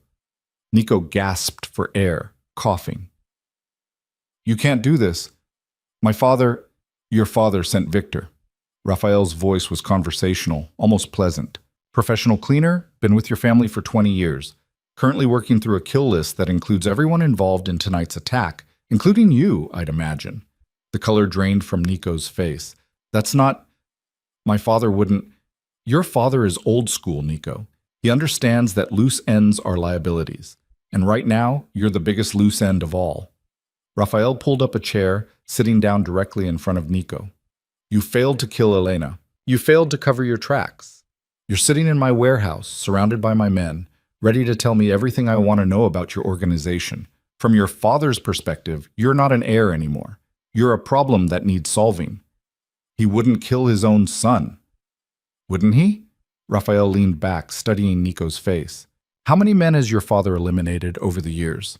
How many people who threatened his empire, who became liabilities, who knew too much? And you think he'll make an exception for you just because you share DNA? Nico's breathing was coming faster now, panic setting in as Raphael's words found their mark. If Victor's really cleaning house, then everyone's in danger. Your men, the people you're holding here. I'm counting on it. Raphael's smile was cold. See, Victor is good at his job, but he's used to working in the shadows, hitting soft targets who don't see him coming. He's not used to walking into a fortress designed for exactly this kind of assault. Understanding dawned in Nico's eyes. You're using us as bait. You want Victor to come here. I want Victor to try, because when he does, we'll have a conversation about who gave the cleanup order and why. And then I'll have leverage against your father that goes beyond just you. The door opened and Marco entered, his expression tense. Boss, we've got movement. 3 vehicles approaching from different directions, all of them suspicious. Could be Victor's team. Raphael stood, his hand moving to his weapon. How long? 5 minutes, maybe less. Lock it down. Nobody in, nobody out without my authorization. I want fields of fire established at every entrance, and I want eyes on those vehicles. If they're hostile, we engage the moment they show intent. Marco nodded and left, already shouting orders. Raphael turned back to Nico, who was now visibly shaking. "You're going to leave me here?" Nico's voice cracked. "If Victor comes, if he gets inside, then you better hope I'm right about my defenses." Raphael walked to the door, paused. "Your father made a choice, Nico. He chose to clean up your mess rather than protect you. That should tell you everything you need to know about where you stand in his empire." He left Nico there and moved to the warehouse's command center, a converted office space that held security monitors showing every angle of the building and the surrounding streets. Marco was already coordinating with the team, his voice calm and controlled despite the mounting tension. "Vehicle 1 is holding position 2 blocks east," Marco reported. "Sedan, 3 occupants, watching our entrance. Vehicle 2 is circling, looks like they're mapping our perimeter. Vehicle 3 just pulled into the parking lot across the street." Raphael studied the monitors, watching the vehicles move with coordinated precision. Professional work, military training, maybe law enforcement background. This is Victor's team. Do we engage? Not yet. Let them make the first move. I want to see their strategy before we show our hand. Raphael pulled out his phone, checking for updates from the medical facility. A text from Vincent confirmed that the additional security had arrived, and Elena was secure in a windowless room in the facility's basement, surrounded by enough firepower to hold off a small army. One less thing to worry about. The monitors showed movement, figures emerging from the vehicles, dressed in dark clothing, faces covered. They moved with the practiced efficiency of people who'd done this before, spreading out to cover multiple angles of approach. "Count?" Raphael asked. "9 that I can see. Could be more in reserve." Marco was watching the screens with intense focus. They're setting up for a coordinated breach, probably planning to hit multiple entrances simultaneously, overwhelm our defenses with numbers and speed. They don't know how many men we have inside. They're about to find out. Marco's hand moved to his radio. "All teams, we have confirmed hostiles preparing to breach. Weapons free, on my mark. Targets are wearing tactical gear and face coverings. Anyone matching that description who crosses the threshold is hostile. Engage with extreme prejudice." Raphael felt the familiar calm settle over him. The same mental state he entered before any major operation. Emotion was locked away, replaced by cold calculation and tactical awareness. "I want at least one of them alive for questioning, preferably Victor himself, if we can identify him." "I'll pass the word." The monitor showed the assault team moving into position. They were good, disciplined, coordinated, clearly experienced, but they were walking into a kill box designed by people who understood urban warfare at a level most military units never achieved. 3, 2, 1, Marco counted down, watching the screens. Breach. The assault came from 4 directions simultaneously. Shaped charges blew the locks on the main entrance and the loading bay, while 2 teams rappelled from the roof through skylights that Raphael had deliberately left as apparent weak points. It was textbook urban assault, executed with professional precision. It was also exactly what Raphael had expected. The moment the charges detonated, Raphael's defenders opened fire. The warehouse erupted in controlled chaos. Muzzle flashes, the crack of rifles, the distinctive sound of shotguns at close range. The assault team had surprise and coordination, but Raphael's men had position and preparation. The team that breached the main entrance walked directly into a crossfire, caught between defenders positioned on elevated catwalks. 2 went down immediately, bodies crumpling as rounds found their targets. The survivors tried to fall back, but the entrance they'd blown open now offered no cover, no protection. The loading bay team fared better initially, using the vehicles stored there for cover as they exchanged fire with Raphael's men. But they were still trapped in a confined space with limited mobility and defenders who knew every angle, every sightline. The roof teams made it inside but found themselves in the exposed center of the warehouse floor, illuminated by overhead lights with nowhere to hide. One of Raphael's men hit the lights, plunging the warehouse into darkness, except for emergency lighting that had been specifically positioned to advantage the defenders. The assault team had night vision.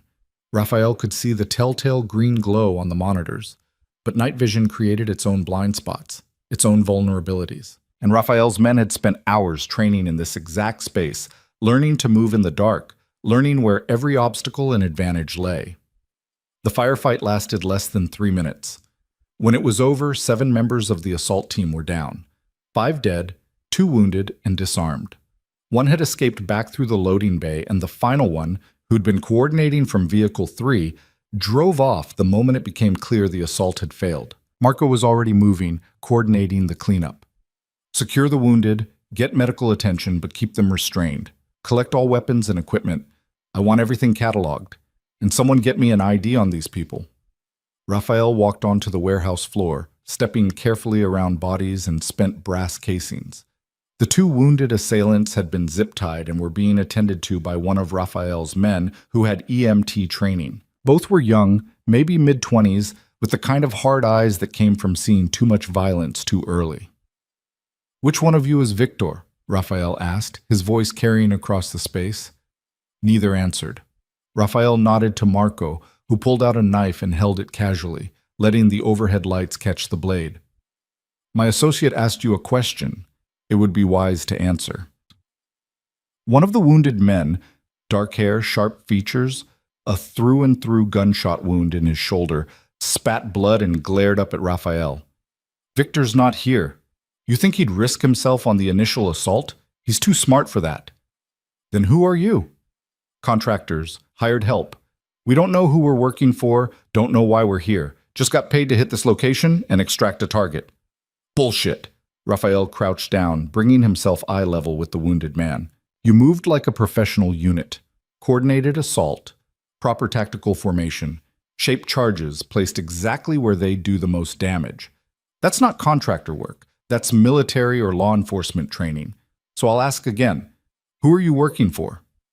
The man's eyes flickered with something, fear maybe, or calculation. "If I tell you, I'm dead. Victor doesn't tolerate loose ends. You're dead anyway if you don't tell me. The only question is whether you die fast or slow, easy or hard." Raphael stood, nodding to Marco. "Make him understand his options." Marco moved forward with the knife, and the wounded man's resolve cracked. Wait. Okay.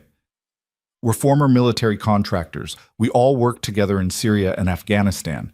Victor recruited us 6 months ago, said the Caruso family needed a special operations team for sensitive work. Tonight was supposed to be a cleanup job. Hit this location, eliminate the targets inside, make it look like a gang shooting.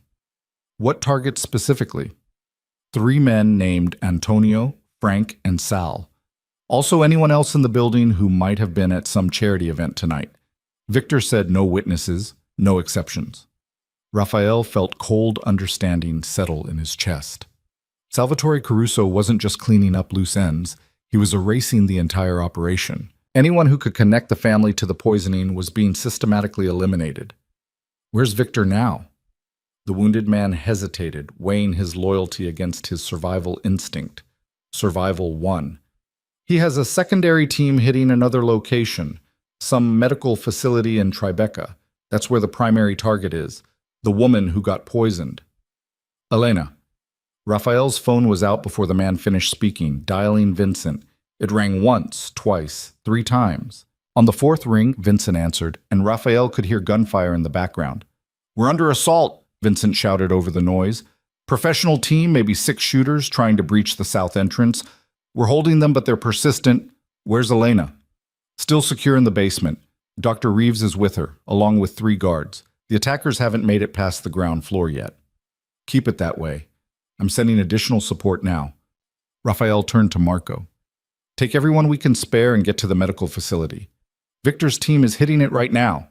Marco was already moving, shouting orders. Half of Raphael's men broke off and headed for the vehicles, weapons ready, moving with the kind of speed that came from understanding that seconds mattered. Raphael turned his attention back to the wounded contractor. "How many people on Victor's team?" 6 shooters for the medical facility, plus Victor himself for Overwatch. He's good, former Spetsnaz. Did wet work for the Russian mob before the Carusos recruited him. He won't stop until the target's dead, or he is. "Then I better make sure it's him." Raphael straightened, addressing the room. "I want this place locked down. Nobody in, nobody out. The wounded get medical attention, and then they get questioned. I want every detail about Victor, his methods, his backup plans. And someone bring Nico Caruso here. It's time he understood exactly what his father thinks of him." Nico was dragged into the main warehouse space, still bound to his chair. His eyes went wide when he saw the bodies, the blood. the evidence of the firefight that had just concluded. Your father sent them, Raphael said without preamble. Professional military contractors led by a former Spetsnaz operative named Victor. Their orders were to kill everyone in this building who could connect the Caruso family to tonight's poisoning. That included the 3 lieutenants you worked with. It also included you.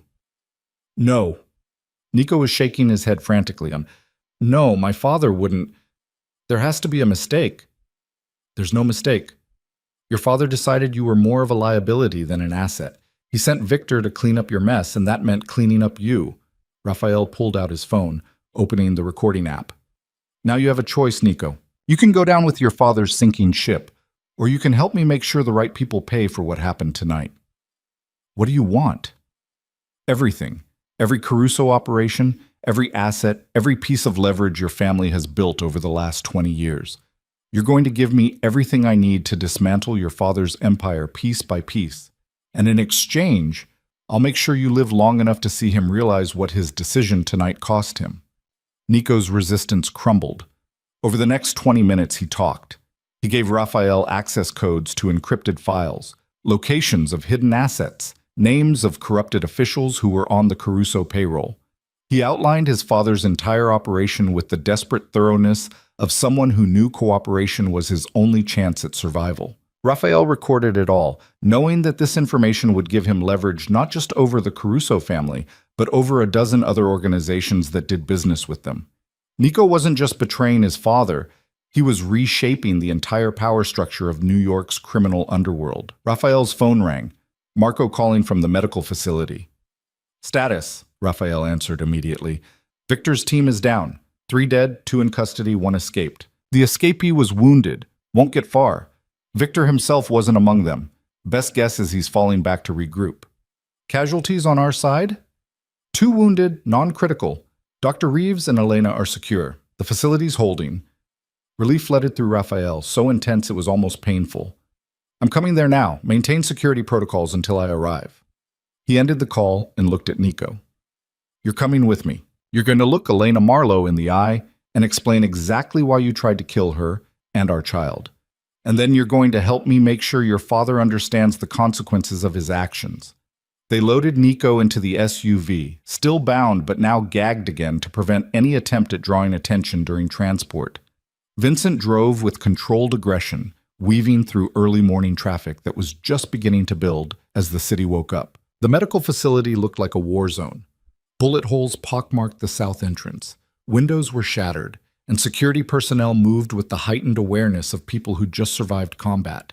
But the perimeter was secure, and Vincent's reinforcements had established defensive positions that would make any further assault attempt suicide. Raphael strode through the facility, leaving Nico with guards in the lobby. He needed to see Elena, needed to confirm with his own eyes that she was safe, that their baby was still fighting.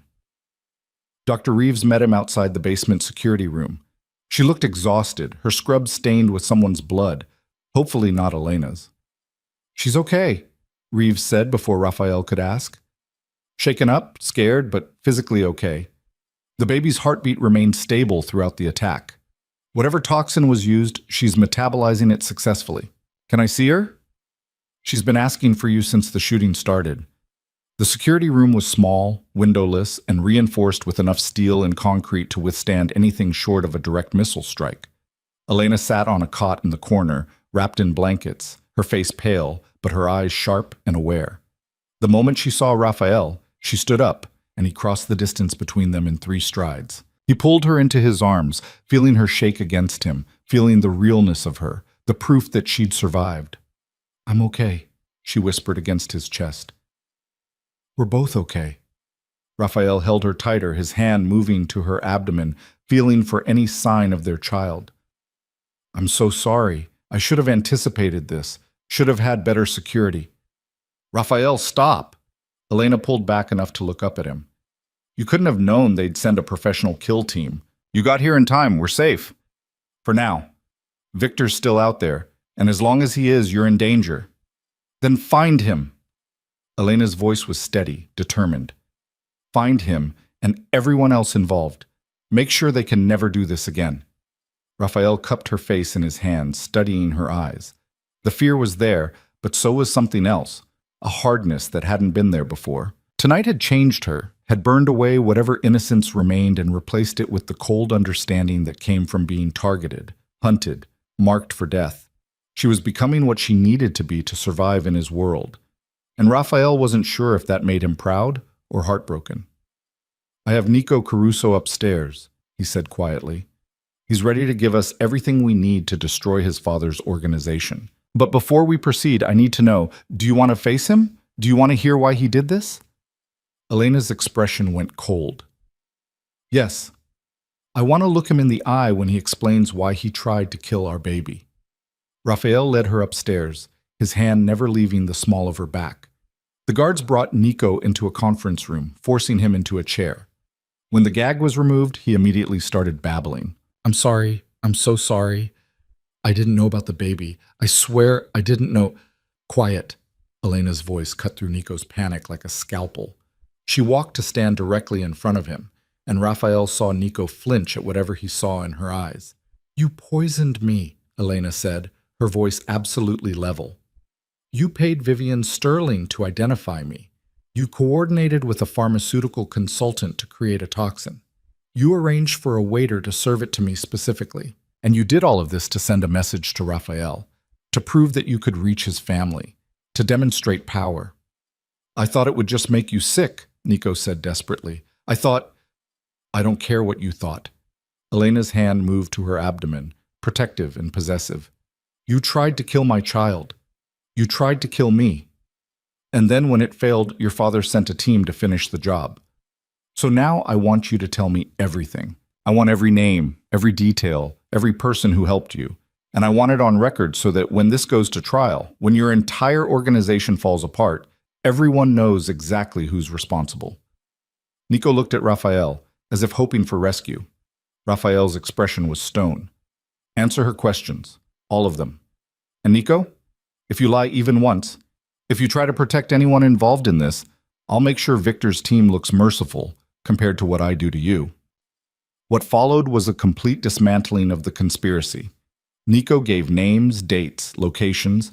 He outlined how Vivian had been recruited, how the pharmaceutical consultant had been paid, how the staffing agency had been compromised. He explained that his father had known about the general plan, but not the specifics, that Salvatore had approved pressure tactics against Raphael's family, but had later ordered the cleanup when he realized how catastrophically Nico had miscalculated. Elena recorded it all on her phone, her expression never changing, her questions surgical in their precision. She was magnificent, terrifying and beautiful, and absolutely in control. Raphael watched her interrogate Nico with the same cold efficiency he himself would have used, and felt something shift in his chest. This was his partner, his equal, the mother of his child and the woman who would stand beside him as they rebuilt the power structure of New York's underworld. When Elena was finally satisfied, when Nico had given up every secret and every advantage his family had ever held, she looked at Raphael. "What happens to him now?" "That depends on what you want." Elena studied Nico with clinical detachment. "I want him to testify. I want everything he just told us presented in court, with his full cooperation. I want the Caruso family destroyed completely, legally, in a way that ensures they can never rebuild." "That means he lives," Raphael said. "Protected custody, witness protection eventually, but he lives." "I know." Elena's smile was cold. "I want him to live knowing that he destroyed his own family. I want him to spend the rest of his life understanding that his father was willing to kill him to cover up his mistakes. That's a worse punishment than death." Raphael nodded slowly, recognizing the justice in her reasoning. Death was final, clean, but living with betrayal, with the knowledge that you'd been deemed expendable by the people who were supposed to protect you, that was a different kind of torture. "Then we do it your way." Raphael turned to Marco. "Arrange protective custody. Federal prosecutors will want to talk to him, and he'll cooperate fully. In exchange, he gets to live." Marco nodded and began making calls. Raphael guided Elena back toward the basement, away from Nico and the cleanup that was still ongoing. "How are you really feeling?" he asked when they were alone in the stairwell.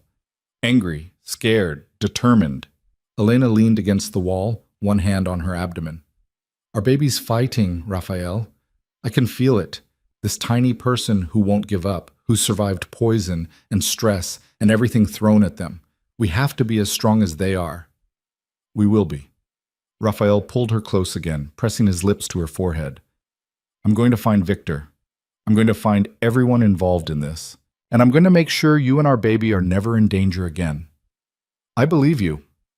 They stood there in the stairwell, two people who'd chosen each other despite every rational reason not to, who'd created a life together in the middle of violence and chaos, who were now bound by something stronger than love, the absolute determination to protect their family at any cost. Upstairs, Nico Caruso was being processed into protective custody, his testimony already being transcribed and verified.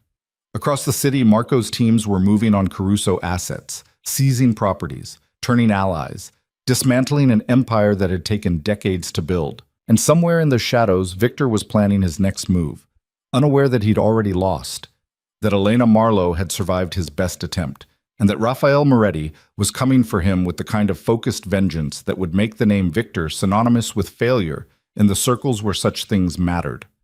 The war had just begun. But standing in that stairwell with Elena in his arms and their baby fighting for survival between them, Rafael knew with absolute certainty how it would end. The sun was rising over Manhattan when Rafael's phone rang with the call he'd been waiting for. Marco's voice came through, crisp and controlled despite the exhaustion Rafael could hear beneath it. We found Victor's safe house in Queens. Abandoned, but he left in a hurry. Found traces of blood, matches the DNA from the wounded contractor who escaped the medical facility. Victor's getting sloppy. Or desperate. Rafael was standing at the window of the medical facility's conference room, watching dawn paint the city in shades of amber and gold. Behind him, Elena was finally sleeping, curled on a couch with blankets tucked around her, and Dr. Reeves monitoring her vitals every 15 minutes. What else? Laptop, partially wiped, but our tech guys think they can recover data. Also found communications with someone using the handle Patriarch. Pretty obvious code for Salvatore Caruso. Looks like Victor's been reporting directly to the old man, not through Nico. Rafael absorbed this information, fitting it into the larger picture forming in his mind. Salvatore never trusted his son to handle this properly. He was running Victor as a backup plan from the beginning. That's my read, which means Salvatore knew exactly what Nico was planning and let it happen anyway. Wanted to see if his son could pull it off, and when Nico failed, activated the cleanup protocol. Rafael's hand tightened on the phone. Where's Salvatore now? Still at his Connecticut estate. We've had eyes on it since this started. No movement, no indication he's planning to run. Either he thinks he's untouchable, or he's preparing for a siege. Let him prepare. Rafael turned away from the window, his reflection ghosting across the glass. A man who looked calm, controlled, but whose eyes held the promise of absolute destruction. I want every piece of evidence we've gathered compiled and delivered to the federal prosecutors. Nico's testimony, Victor's communications, the contractor's statements, everything. I want Salvatore Caruso arrested on federal charges before the end of the day. Boss, if we go the legal route, it could take months to build a case that sticks. Guy like Salvatore, he's got lawyers who can tie this up for years.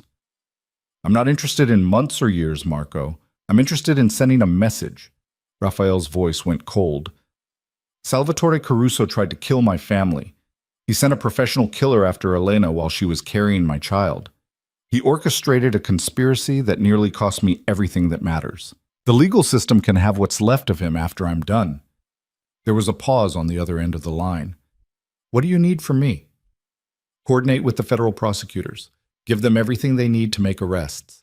Then I want you to reach out to every family, every organization, every player in New York's underworld who's ever done business with the Carusos. Let them know that Salvatore's empire is falling, that his protection is gone, that anyone who stands with him now is choosing the losing side. They'll turn on him like sharks smelling blood. That's the idea.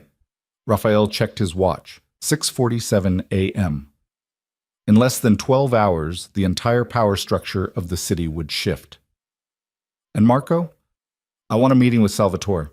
Face to face, just the two of us. Can you arrange it? He'll never agree to that. He has to know you're coming for him. He'll agree when he understands what the alternative is. Tell him I have his son's complete testimony on record. Tell him I have evidence linking him directly to the poisoning attempt. Tell him I'm offering him one chance to end this without his entire family being destroyed." Raphael's smile was cold. "He's old school, Marco. He'll want to negotiate, try to find an angle. He'll take the meeting.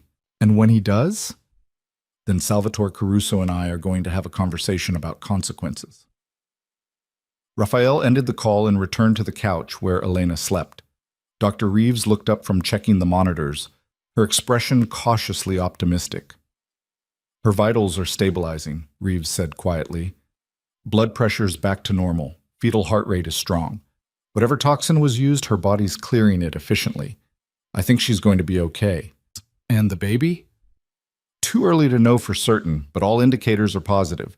The cramping has stopped, no signs of premature labor. Placenta looks healthy on ultrasound. We'll need to monitor closely for the next few weeks, but right now, I'm cautiously optimistic." Raphael felt something tight in his chest loosen fractionally. They'd survived.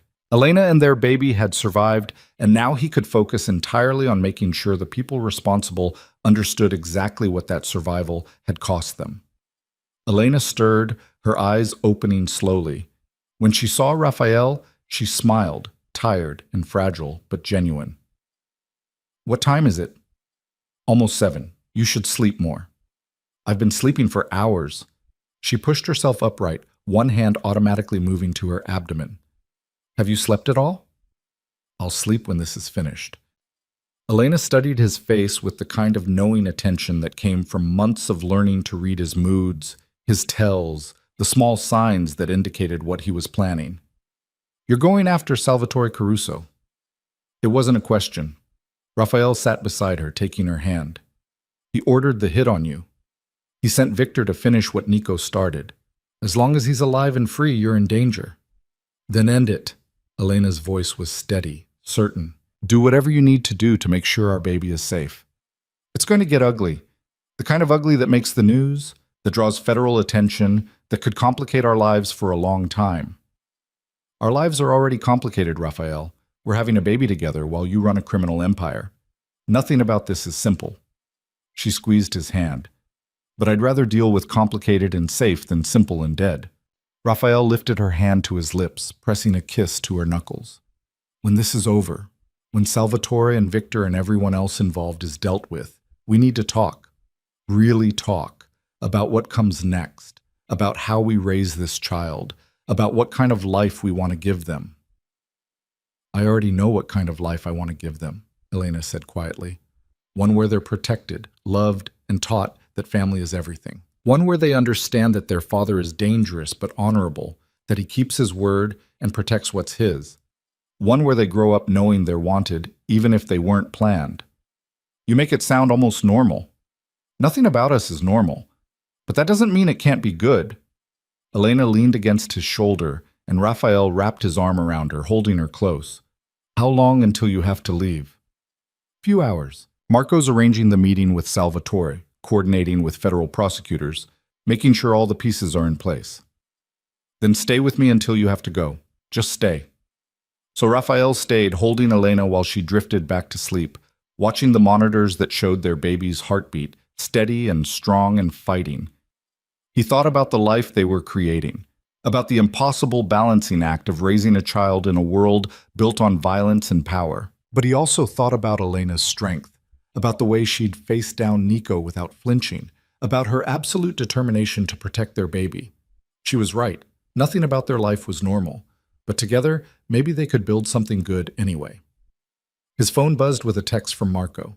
Meeting arranged. Salvatore agreed to meet at neutral location, his lawyer's office in Midtown, 2 p.m.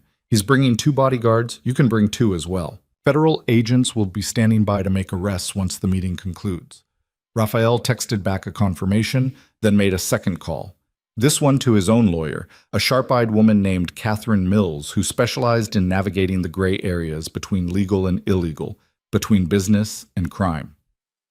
"I need you at a meeting this afternoon," Raphael said when she answered. "Salvatore Caruso and his legal team. I'm going to offer him a deal, and I need you to make sure the paperwork is airtight." "What kind of deal?" Catherine's voice was professionally skeptical.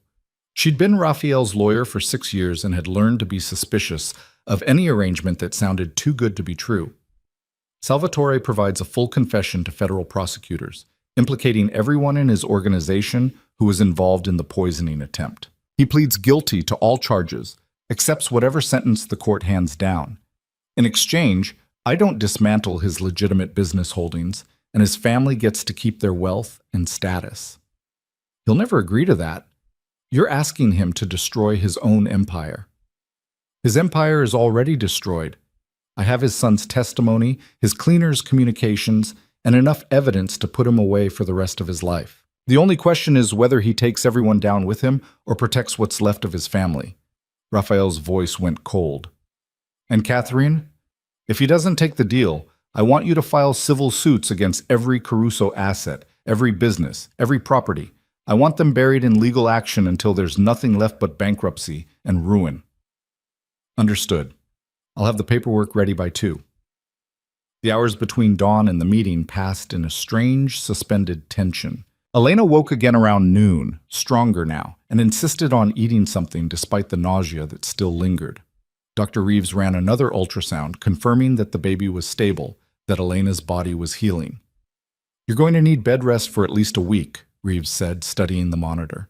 No stress, no excitement, nothing that could trigger complications. I know that's asking a lot given the circumstances, but for the baby's sake, I'll make sure she follows your instructions, Raphael promised. He looked at Elena. Which means you're staying here, under guard, until I get back from this meeting. Elena started to protest, then seemed to recognize the futility of arguing.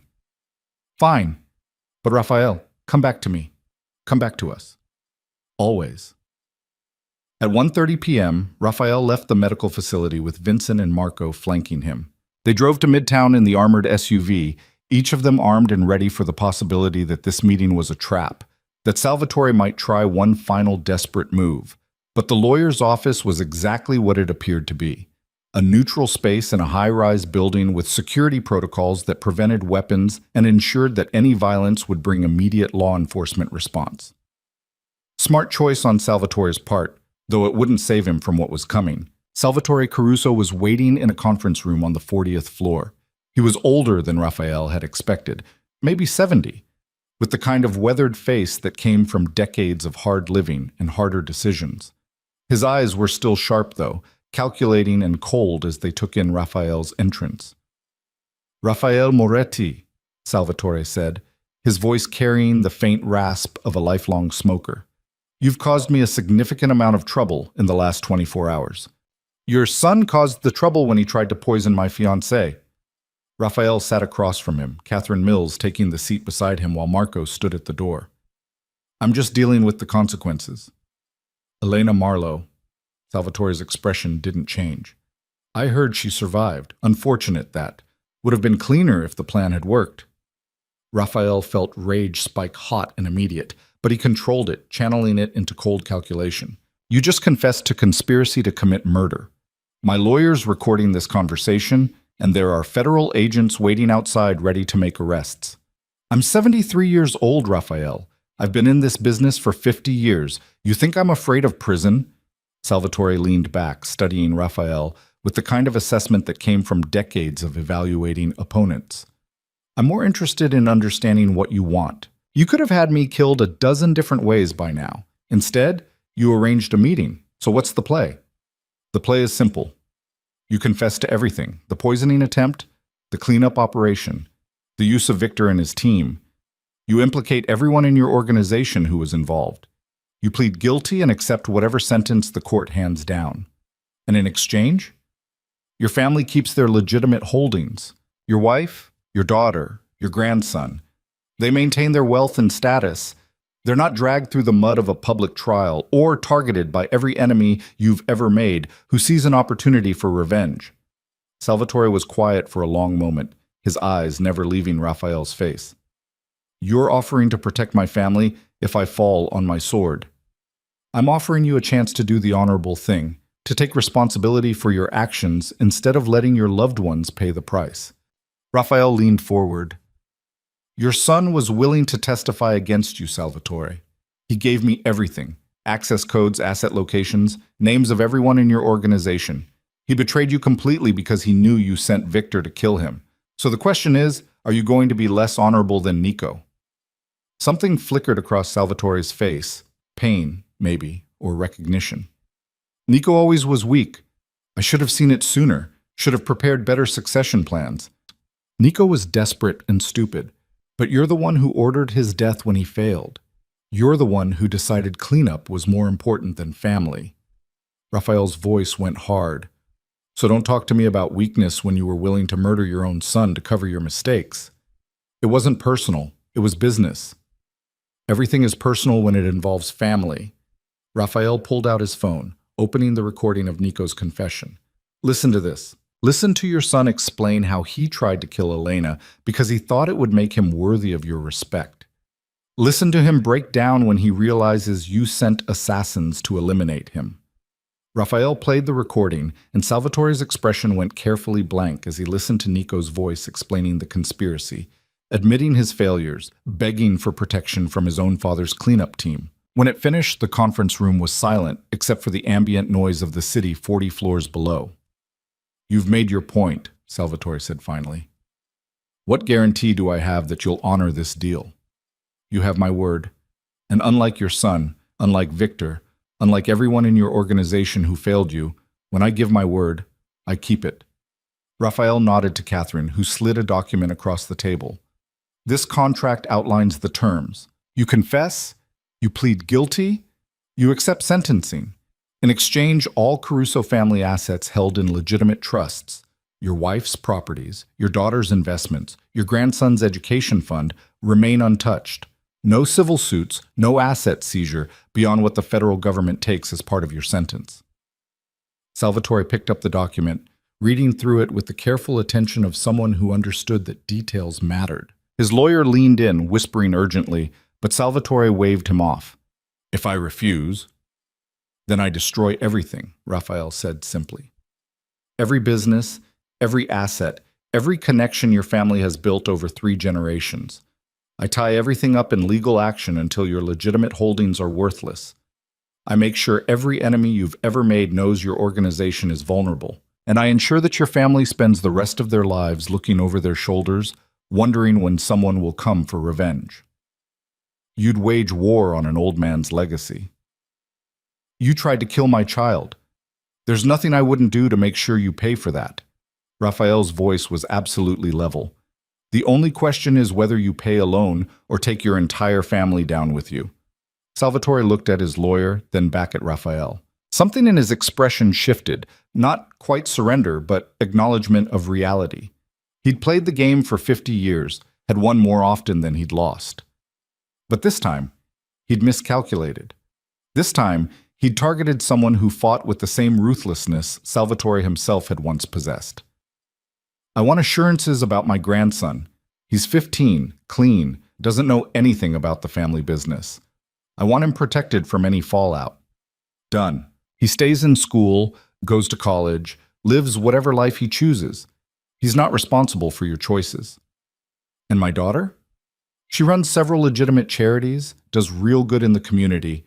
I don't want her dragged into this. As long as she wasn't involved in the poisoning attempt, she's not a target. The charities continue, her reputation stays intact.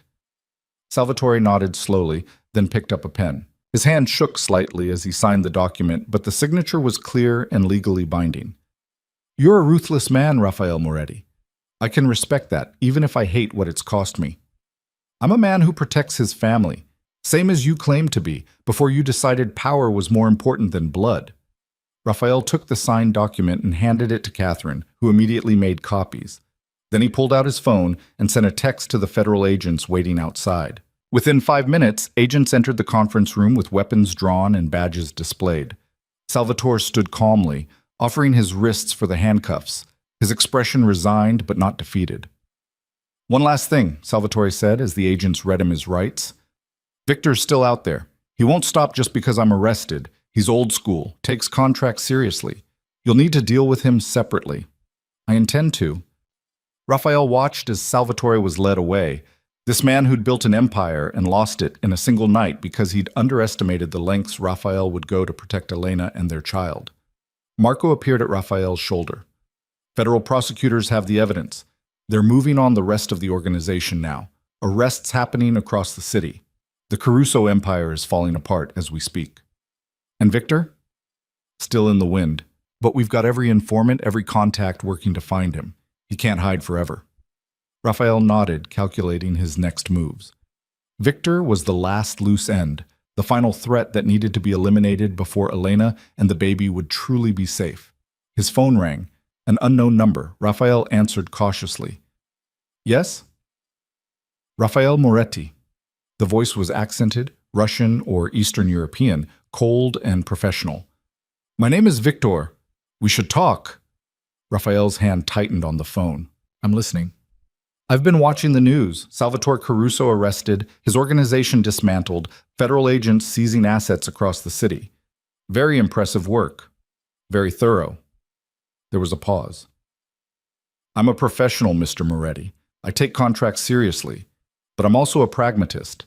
My employer is in federal custody, his organization is destroyed, and continuing this contract serves no purpose. You tried to kill my fiancée. You led an assault team against a medical facility where she was recovering. You think I'm going to let that go just because it's inconvenient for you to continue?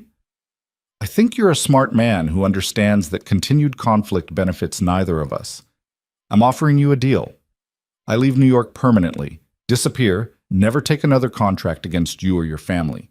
In exchange, you don't hunt me. You let me walk away. Raphael considered this. Victor was right. He was a professional, a hired gun who'd been following orders. Hunting him down would take time and resources, would potentially expose Raphael's organization to risks that weren't worth eliminating one contractor. But Victor had also tried to kill Elena, had led men against the medical facility while she was sleeping, vulnerable, carrying Raphael's child. That wasn't something Raphael could forgive, pragmatism or not. Here's my counteroffer, Raphael said. You turn yourself in to federal authorities. You provide testimony about Salvatore Caruso's orders, about the cleanup operation, about everyone involved.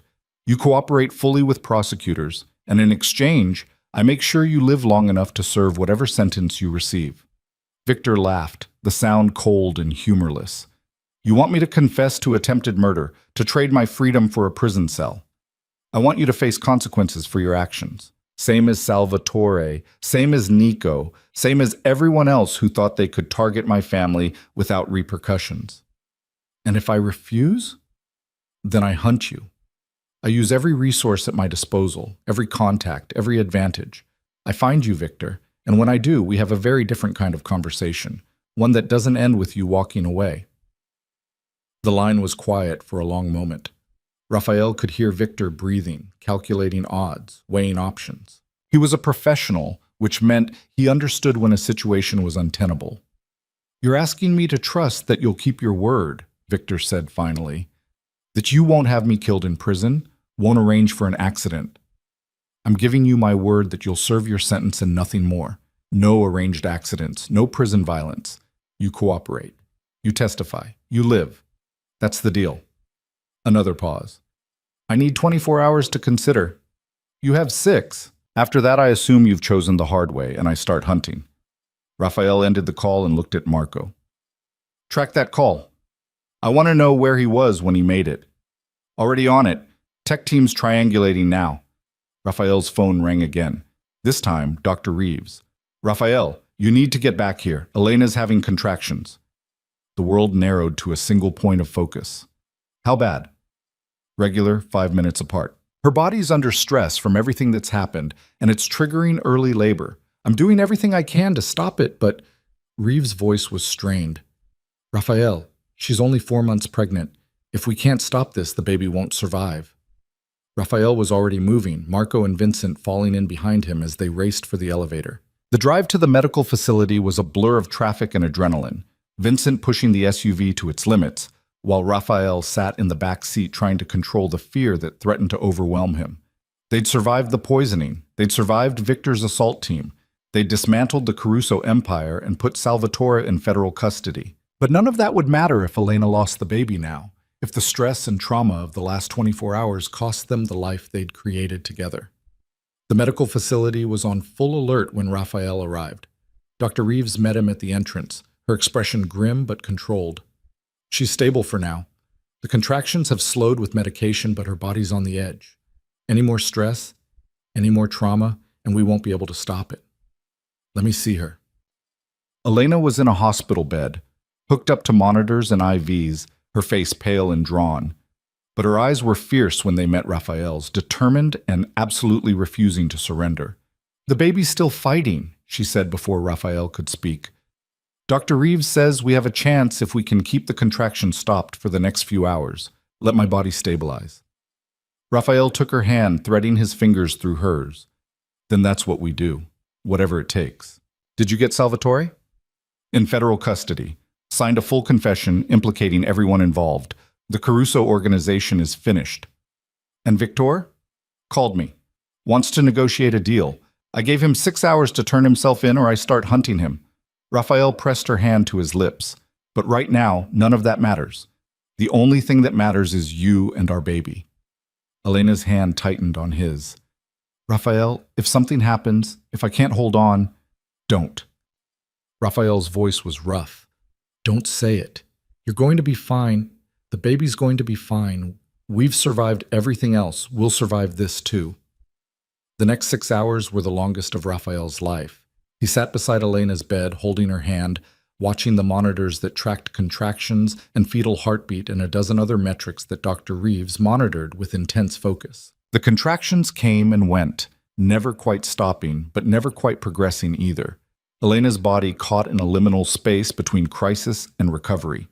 Raphael made calls to Marco, coordinating the ongoing dismantlement of the Caruso empire, to Catherine, ensuring all the legal documentation was properly filed, to his own organization, making sure operations continued smoothly despite his absence. But his attention never fully left Elena, never stopped tracking her breathing, her vitals, the small signs that indicated whether she was winning this fight or losing it. At hour 4, Victor called again. "I'm at the Federal Building in Lower Manhattan. I'm turning myself in, as you requested. I expect you to keep your word about my safety." "You'll be safe," Raphael confirmed. "Cooperate fully, and you'll live to serve your sentence."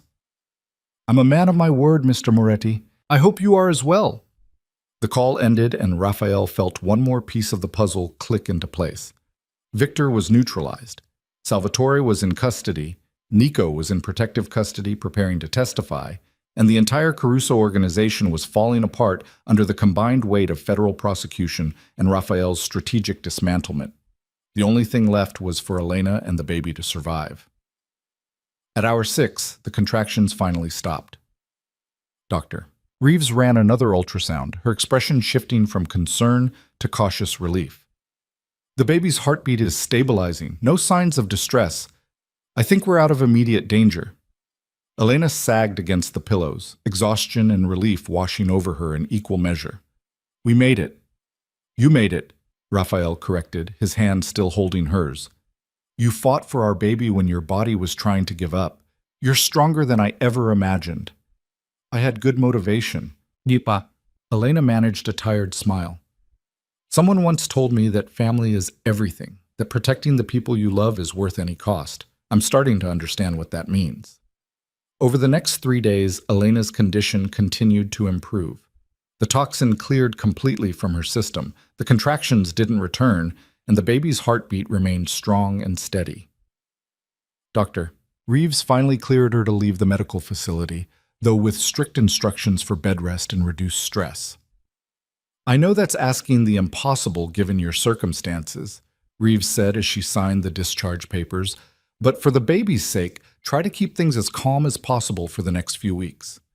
Raphael arranged for Elena to stay at his penthouse in Tribeca, the most secure location he owned, with guards stationed at every entrance and enough security measures to make Fort Knox jealous. He took a leave from his usual operations, delegating to Marco and his other lieutenants while he focused entirely on Elena and their baby. The city moved on around them.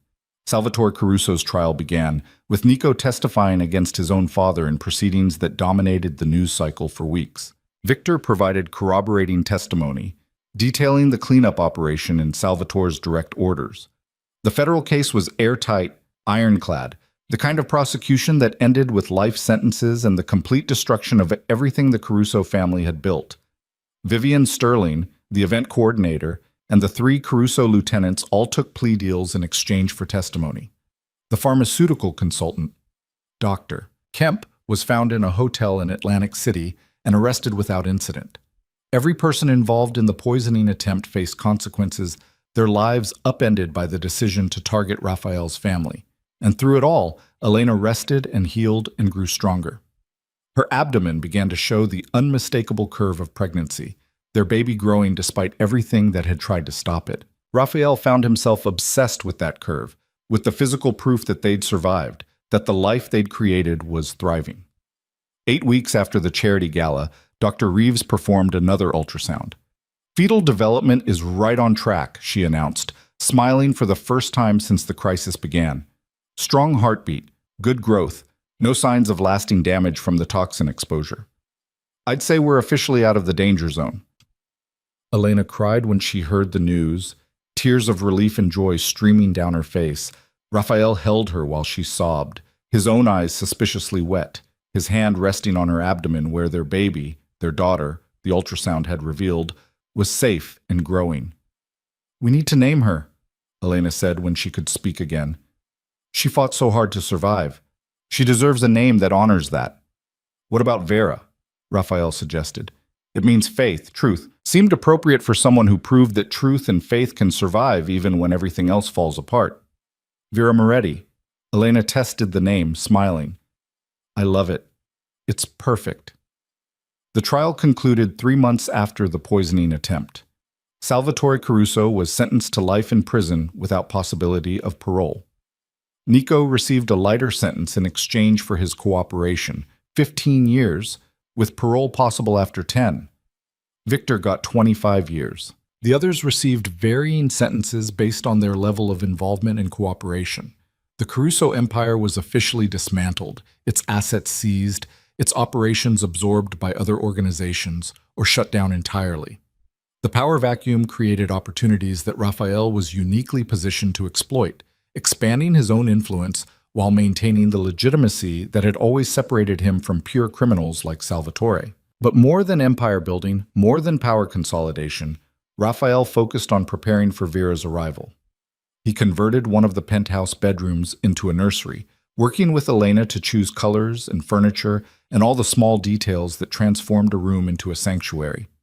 He attended every doctor's appointment, every ultrasound, learning everything he could about pregnancy and childbirth and infant care. And he made plans, long-term plans about how to raise a daughter in his world, how to protect her without suffocating her, how to give her the kind of life that balanced safety with freedom. Elena grew throughout the pregnancy, her body changing to accommodate their daughter. She was magnificent, fierce and protective, and absolutely uncompromising about what she would and wouldn't accept for their child. She insisted that Vera would attend normal schools, have normal friends, live as normal a life as possible, despite Raphael's empire. "I won't let her grow up isolated," Elena said during one discussion about security protocols. "I won't let her be so protected that she's never able to trust anyone, never able to have real relationships." "Then we'll find a balance," Raphael promised. "Security that's present but not suffocating. Protection that allows her to live, not just survive." They were still negotiating those details when Elena went into labor on a cold January morning, 6 months after the charity gala that had nearly ended everything. The contraction started around 4 a.m., and by sunrise they were at the private medical facility where Dr. Reeves and her team were waiting. The labor was long and difficult, Elena's body still carrying stress from the poisoning attempt despite the months of recovery. But she fought through it with the same determination she'd shown throughout the pregnancy, refusing pain medication because she wanted to be fully present, fully aware for every moment of Vera's arrival. Raphael stayed beside her throughout, holding her hand, coaching her breathing, being present in a way that terrified him because it meant being vulnerable, being open, being the kind of person who could be destroyed if something went wrong. But nothing went wrong. At 3:47 p.m. on a January afternoon, Vera Elena Moretti entered the world with a cry that announced she was alive. She was here. She had survived everything thrown at her and emerged victorious. Dr. Reeves placed the baby on Elena's chest, and Raphael watched his daughter take her first breaths, watched her tiny hands grip Elena's finger, watched her eyes, dark like his own, blink open and survey the world she'd just entered. "She's perfect," Elena whispered, tears streaming down her face. "Raphael, she's absolutely perfect." Raphael couldn't speak. He could only stare at this tiny person who was half him and half Elena, who'd survived poison and stress and every obstacle that had tried to prevent her existence. His daughter, his family. When he finally found his voice, all he could manage was, "Yes, she is." The weeks after Vera's birth passed in a blur of sleepless nights and constant vigilance, and the kind of fierce protective love that Raphael had never imagined himself capable of feeling. He held his daughter at 3 a.m. when she cried, changed diapers with the same focus he'd once applied to business negotiations, learned to decode her different cries and understand what she needed. Elena watched him with soft eyes, understanding that this was transformation in real time. Raphael Moretti, feared underworld kingpin, reduced to complete surrender by a 7-pound baby girl. "You're good at this," she said one night, watching Raphael rock Vera to sleep. "Better than I expected." "I had good motivation," Raphael replied, echoing Elena's words from months ago. "Someone once told me that family is everything. I'm starting to understand what that means." 4 months after Vera's birth, the Vanderbilt Grand Hotel hosted another charity gala. This one was for pediatric cancer research, the same cause that had been supported by the gala where Elena was poisoned. But this time, the event had different meaning. Raphael and Elena arrived together, Vera sleeping peacefully in a designer baby carrier against Elena's chest. They were making a statement that they'd survived, that they were stronger than ever, that the attack had failed completely. The guests stared as they entered. Everyone knew the story by now, the poisoning attempt, the Caruso Empire's fall, the trial that had dominated headlines for months.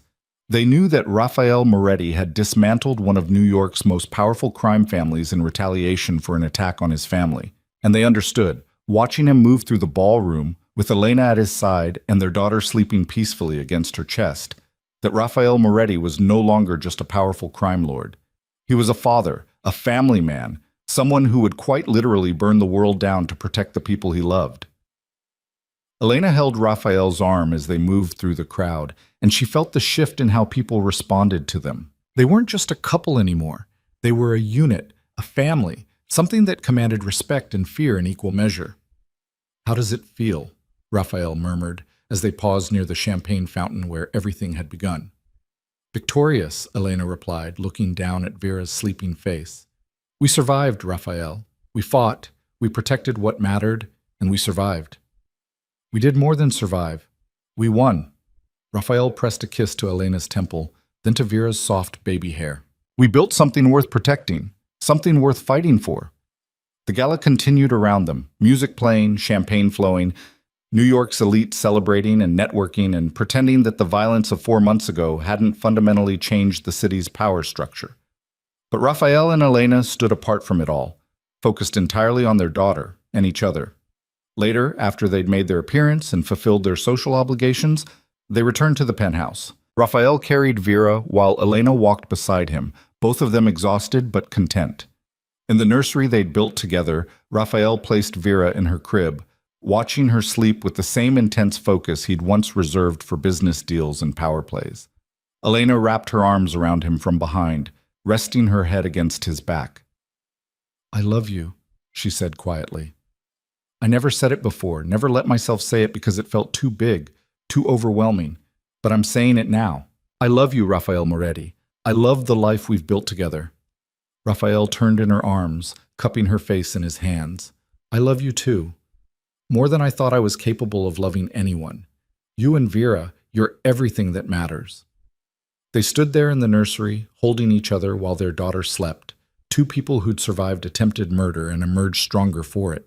The road ahead wouldn't be easy. Raising a child in Raphael's world never could be. But they'd proven they could face anything together, could survive any threat, could protect what mattered most. And in the end, that was all that really mattered. Not power or empire or the endless games of the underworld, Just family, love, and the fierce determination to protect both at any cost. Vera stirred in her sleep, making the small sounds that would soon escalate to crying if she wasn't fed. Elena moved to pick her up, settling into the rocking chair, while Raphael watched his family with something approaching peace. This was what he'd fought for. This was what he destroyed the Caruso Empire to protect. And looking at Elena and Vera, safe and healthy in his, Raphael knew with absolute certainty that he'd do it all again without hesitation. Because family truly was everything, and Raphael Moretti protected what was his, always.